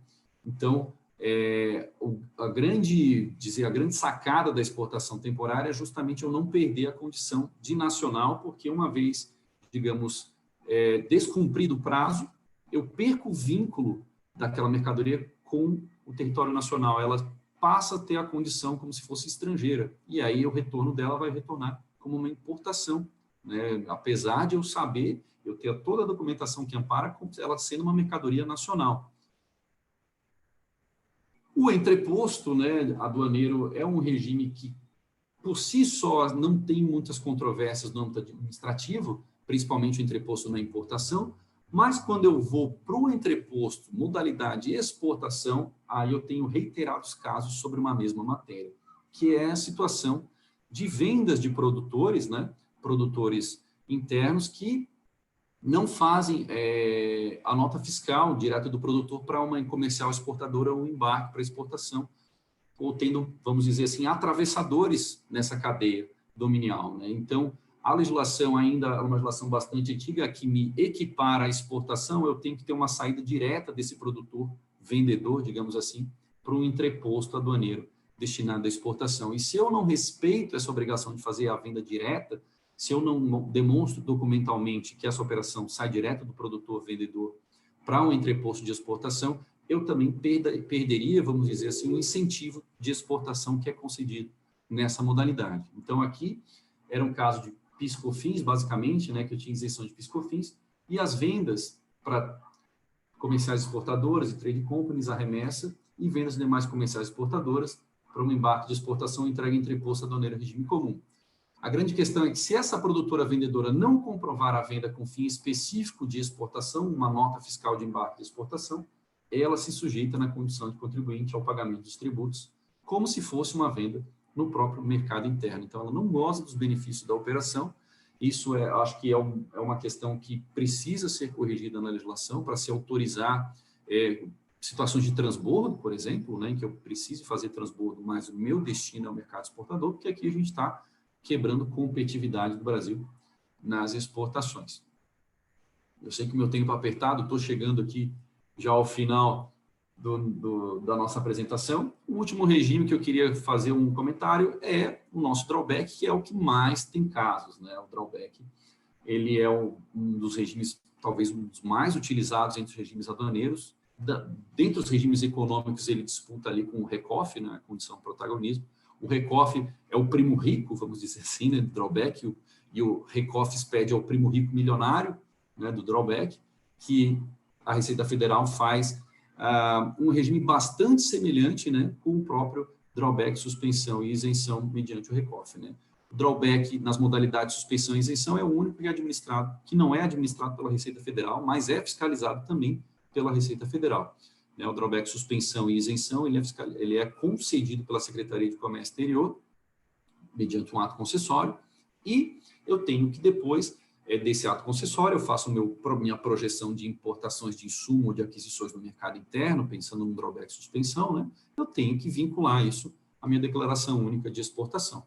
E é claro, a gente passa 2 anos, né, importando insumos desonerados, e o sujeito industrializa quando vai exportar. Acontece muito de esquecer desse pequeno detalhe. Exportações são imunes, né? Ele faz exportação definitiva e esquece de fazer o vínculo com atos concessórios de drawback, deixando o regime em aberto, e ele se torna inadimplente. E aí, claro, temos bastante casos no CARF entre vinculações do antigo registro de exportação com o ato concessório, né? No judiciário, essa falta de vinculação da obrigação acessória, ela tende a ser relevada, a gente vê bastante isso, principalmente que o regime ele tem um apelo de gerar divisas, né, da balança de comércio exterior e tudo mais.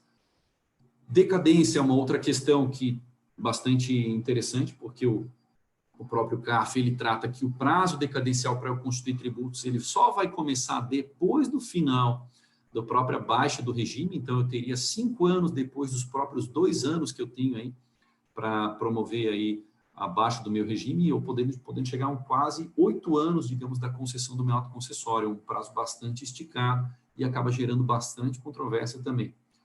Agora, talvez a questão mais interessante e que mais gera dúvida é a chamada vinculação física e fungibilidade, porque o drawback isenção, né, como foi já explanado, o drawback isenção é aquele em que eu posso chamar de reposição de estoques. O meu compromisso exportador já foi feito, logicamente eu vou ter que importar ou comprar no mercado interno uma mercadoria equivalente, uma mercadoria que a gente chama de fungível, né? Fungível porque ela tem que ser substituível pelo insumo que já integrou a mercadoria exportada.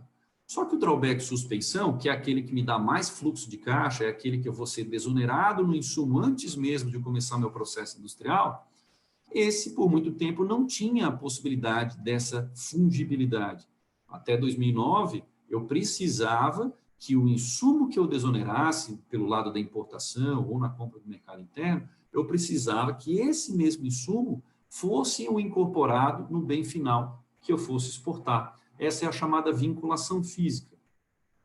Em 2010, 2009, 2010, a legislação modifica autorizando também para o drawback suspensão em que eu tenha essa possibilidade de substituir. Ora, se eu tenho ração, né, o meu desenho aqui do pintinho, se eu tenho ração em estoque, eu posso pegar o animal, utilizar essa ração que eu tenho em estoque, colocar ela no ato concessório de drawback e depois, eventualmente, ter a substituição dessa ração por outra ração que eu venha importar, que eu venha a integrar no estoque. E não necessariamente é a ração que vai estar no animal que vai ser objeto da exportação. Acontece que, no âmbito administrativo, a portaria conjunta que veio a regulamentar, ela atrasou demais, né? Saiu só em 2014, uma portaria entre SESEX e Receita, que veio falar justamente dessa fungibilidade, ela demorou 4 anos praticamente para acontecer, e ela sai com data retroativa de julho de 2010, e ela só autoriza as operações de julho de 2010, salvo engano, 28 de julho de 2010, para essa fungibilidade. Ou seja, todas as autuações que foram feitas no passado com base na necessidade de vinculação física mesmo entre insumo e produto final, não teria chamado a aplicação pro bono, a retroatividade mais benéfica ao contribuinte, né? Então, a gente vê a Câmara Superior, né, o CAF, bastante reticente em ter uma interpretação pró-contribuinte, mesmo tendo uma legislação mais benéfica no drawback suspensão, mas no Judiciário, antes mesmo disso, antes mesmo do próprio marco legal, já se aceitava, né? Porque já se entendia que era desproporcional eu obrigar a ser exatamente o insumo que eu estou importando, exatamente o que vai incorporar a minha mercadoria que vai ser exportada. Então, novamente, a gente vê na jurisprudência administrativa um engessamento, né, um rigor muito grande na aplicação dessas obrigações acessórias e nessa linguagem da vinculação. E aí aqui eu trago, né, a portaria 467, que foi posteriormente alterada pela portaria, acho que 1618, em 2014, se não me engano, né, e fala quais são os critérios para eu dizer que uma mercadoria é equivalente, né? Claro, mesmo NCM, funções, materiais, preços equivalentes. A questão que me salta aos olhos é a questão do preço, né? Pode ser que a Receita Federal e a SESEX tenham entendido que tratar que o insumo tenha um preço equivalente para ser substituível por outro é para tentar manter, digamos, o resultado da exportação, a agregação de valor na exportação, mas dentro, o pessoal que estuda o direito sabe que o preço não é muito uma condição de fungibilidade, né? Não é porque um carro é super caro e eu tenho exatamente o mesmo carro mais barato que eles não deixam de ser substituíveis entre si, que eles não deixam de ser fungíveis. Então, esse é um critério que, na minha opinião, é bastante polêmico, mas consta ainda na portaria e mais, né? Eu só tolero até 5% de variação para admitir essa fungibilidade, esse critério preço sobre a fungibilidade. Então, aqui tem alguns casos da jurisprudência, depois eu posso compartilhar também com o pessoal, não quero me estender muito, quero deixar um espaço para o pessoal também questionar, mas são casos que o judiciário relevou essa questão da fungibilidade, né? Um caso clássico da soda cáustica, que o contribuinte tinha que manter, se fosse aplicada a ferro e fogo a vinculação física, manter 2 estoques separados de soda cáustica, né? Um para atender o drawback e outro para atender as operações deles, que não eram operações de drawback. Isso foi relevado, né? Sobre a decadência, como eu falei, no caso do drawback especificamente, né, nós temos entendimentos do STJ que o termo de responsabilidade eu já teria a constituição das obrigações fiscais, então eu não se falaria em prazo de decadência, mas sim eu já seria um prazo prescricional, mas, né, aqui é outra jurisprudência no mesmo sentido, mas o CARF ele tem sumulado um entendimento aqui embaixo, né, a súmula 156, que o regime de drawback suspensão, eu só começo a contar aquele prazo quinquenal de lançamento dos tributos do primeiro dia do exercício seguinte, depois dos 30 dias ao limite da realização das exportações. Ou seja, se eu considerar que o drawback pode ter 2 anos de ato concessório ali até eu comprovar as exportações, depois eu posso ter mais 30 dias, depois do primeiro dia do exercício seguinte, ou seja, se aquilo se dá no começo do ano, né, o meu ato concessório é 2020, começo de 2022 eu tenho os 30 dias, começasse a contar começo de 2023, eu teria até 2028 para ter o lançamento desses tributos aí, de uma importação que pode ter ocorrido há quase 8 anos atrás. Me parece assim, bastante exagerada essa contabilização e essa descaracterização, existe-se na própria jurisprudência administrativa esse mito de que termo de responsabilidade não vale de nada quando estamos falando de lançamento, né?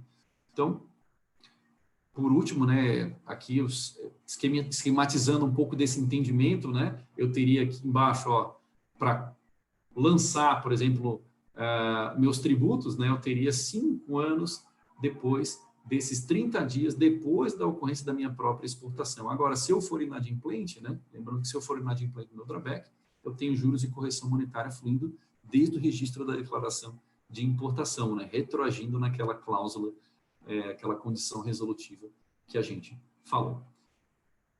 Pessoal, os últimos comentários que eu queria só fazer rapidamente, né? Fechando aqui essa minha parte dos regimes, é justamente sobre o ata carnê, que eu acho que é de interesse geral também, que a gente, na parte da coordenação de facilitação do comércio, tem uma preocupação bastante grande. Como o Milton colocou lá, ele é um desdobramento da admissão temporária com o viés total de facilitação do comércio, mas parece que ele foi mal compreendido, né?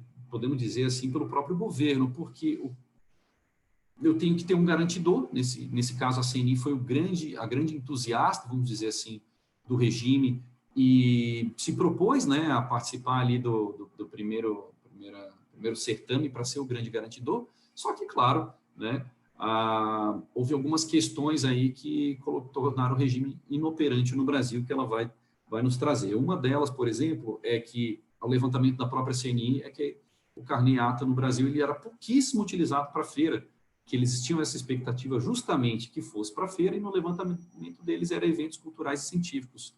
Uma segunda situação é que eles tiveram a aplicação da legislação aduaneira no caso de descumprimento, né? Eles dizem que da ordem de 30% das operações se tornarem inadimplentes, e eles eram um grande garantidor, tem que fazer um depósito prévio, tem que ter representantes em todos os estados, apesar como a Denise colocou, né, apesar da operação ser concentrada em Rio e São Paulo, as multas que vinham da Receita Federal em relação aos créditos tributários ultrapassavam, os juros e multas ultrapassavam o limite da Convenção de Istambul, que é um limite de 10%, um limite bastante reduzido também, e que torna praticamente a operação inviável para quem queira, vamos dizer assim, se aventurar a ser o garantidor dessas operações, né? Eles relataram bastante dificuldade, então, nesses procedimentos, e talvez a peça-chave, né, que demorou muito para ser resolvida, porque a instrução normativa do carneata, com todas as melhorias, ela só foi implementada, acho que agora em junho, julho de 2021, depois de 5 anos de operação, em que a CNI já estava aí com um passivo bastante grande tributário, é a impossibilidade de emitir certidão negativa, né? Então, você confunde todas as operações da CNI, que é o garantidor, com digamos, um núcleo só de operações, que era as questões do carneata, né? Então, sempre na iminência de ter certidões negativas, inclusive contra fazendas estaduais e tudo mais, né? Esse é o relato deles. Isso tudo parece que levou ao desligamento, à decisão de desligamento, né? E soma-se a isso, como o Milton falou também do histórico, né, de 50 anos de carneata na Europa, a grande utilização do carneata é rodoviário, terrestre, né, quando a gente pensa em Europa. E aí, quando a gente vai usar carneata na América Latina, pensando em América Latina, nós temos o Chile, signatário, e México, signatário. Nós não temos nem outro membro do Mercosul como signatário. Então, como é que você vai utilizar o carneata se nem teus vizinhos fronteiriços, né, são signatários dessa convenção? Então, tudo isso parece que levou aí está formando eles vão prestar contas, eles vão fazer uma espécie de relatório final da experiência que foi adquirida, foi desenvolvido um sistema só para isso, né, investido nisso, mas parece que levou de forma definitiva ao desinteresse, vamos dizer assim, da CNI em continuar sendo a garantidora desse regime. O pessoal, da minha parte é isso. Obrigado. Obrigado, doutor Tales.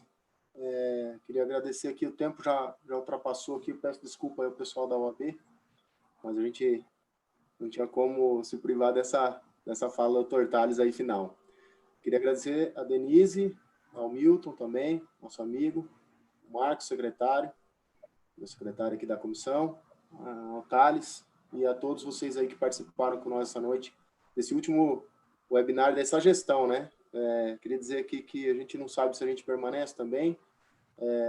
Agradecer o apoio aí do Caio, novamente, do doutor Ricardo e do doutor Caio, que nos honrou muito aqui estar à frente dessa comissão importantíssima. e desejar sorte aí aos próximos que vierem a nos substituir, que não acabe o trabalho que a gente começou, e junto com vocês aí, que são uma equipe maravilhosa, sempre disposta a colaborar com a gente.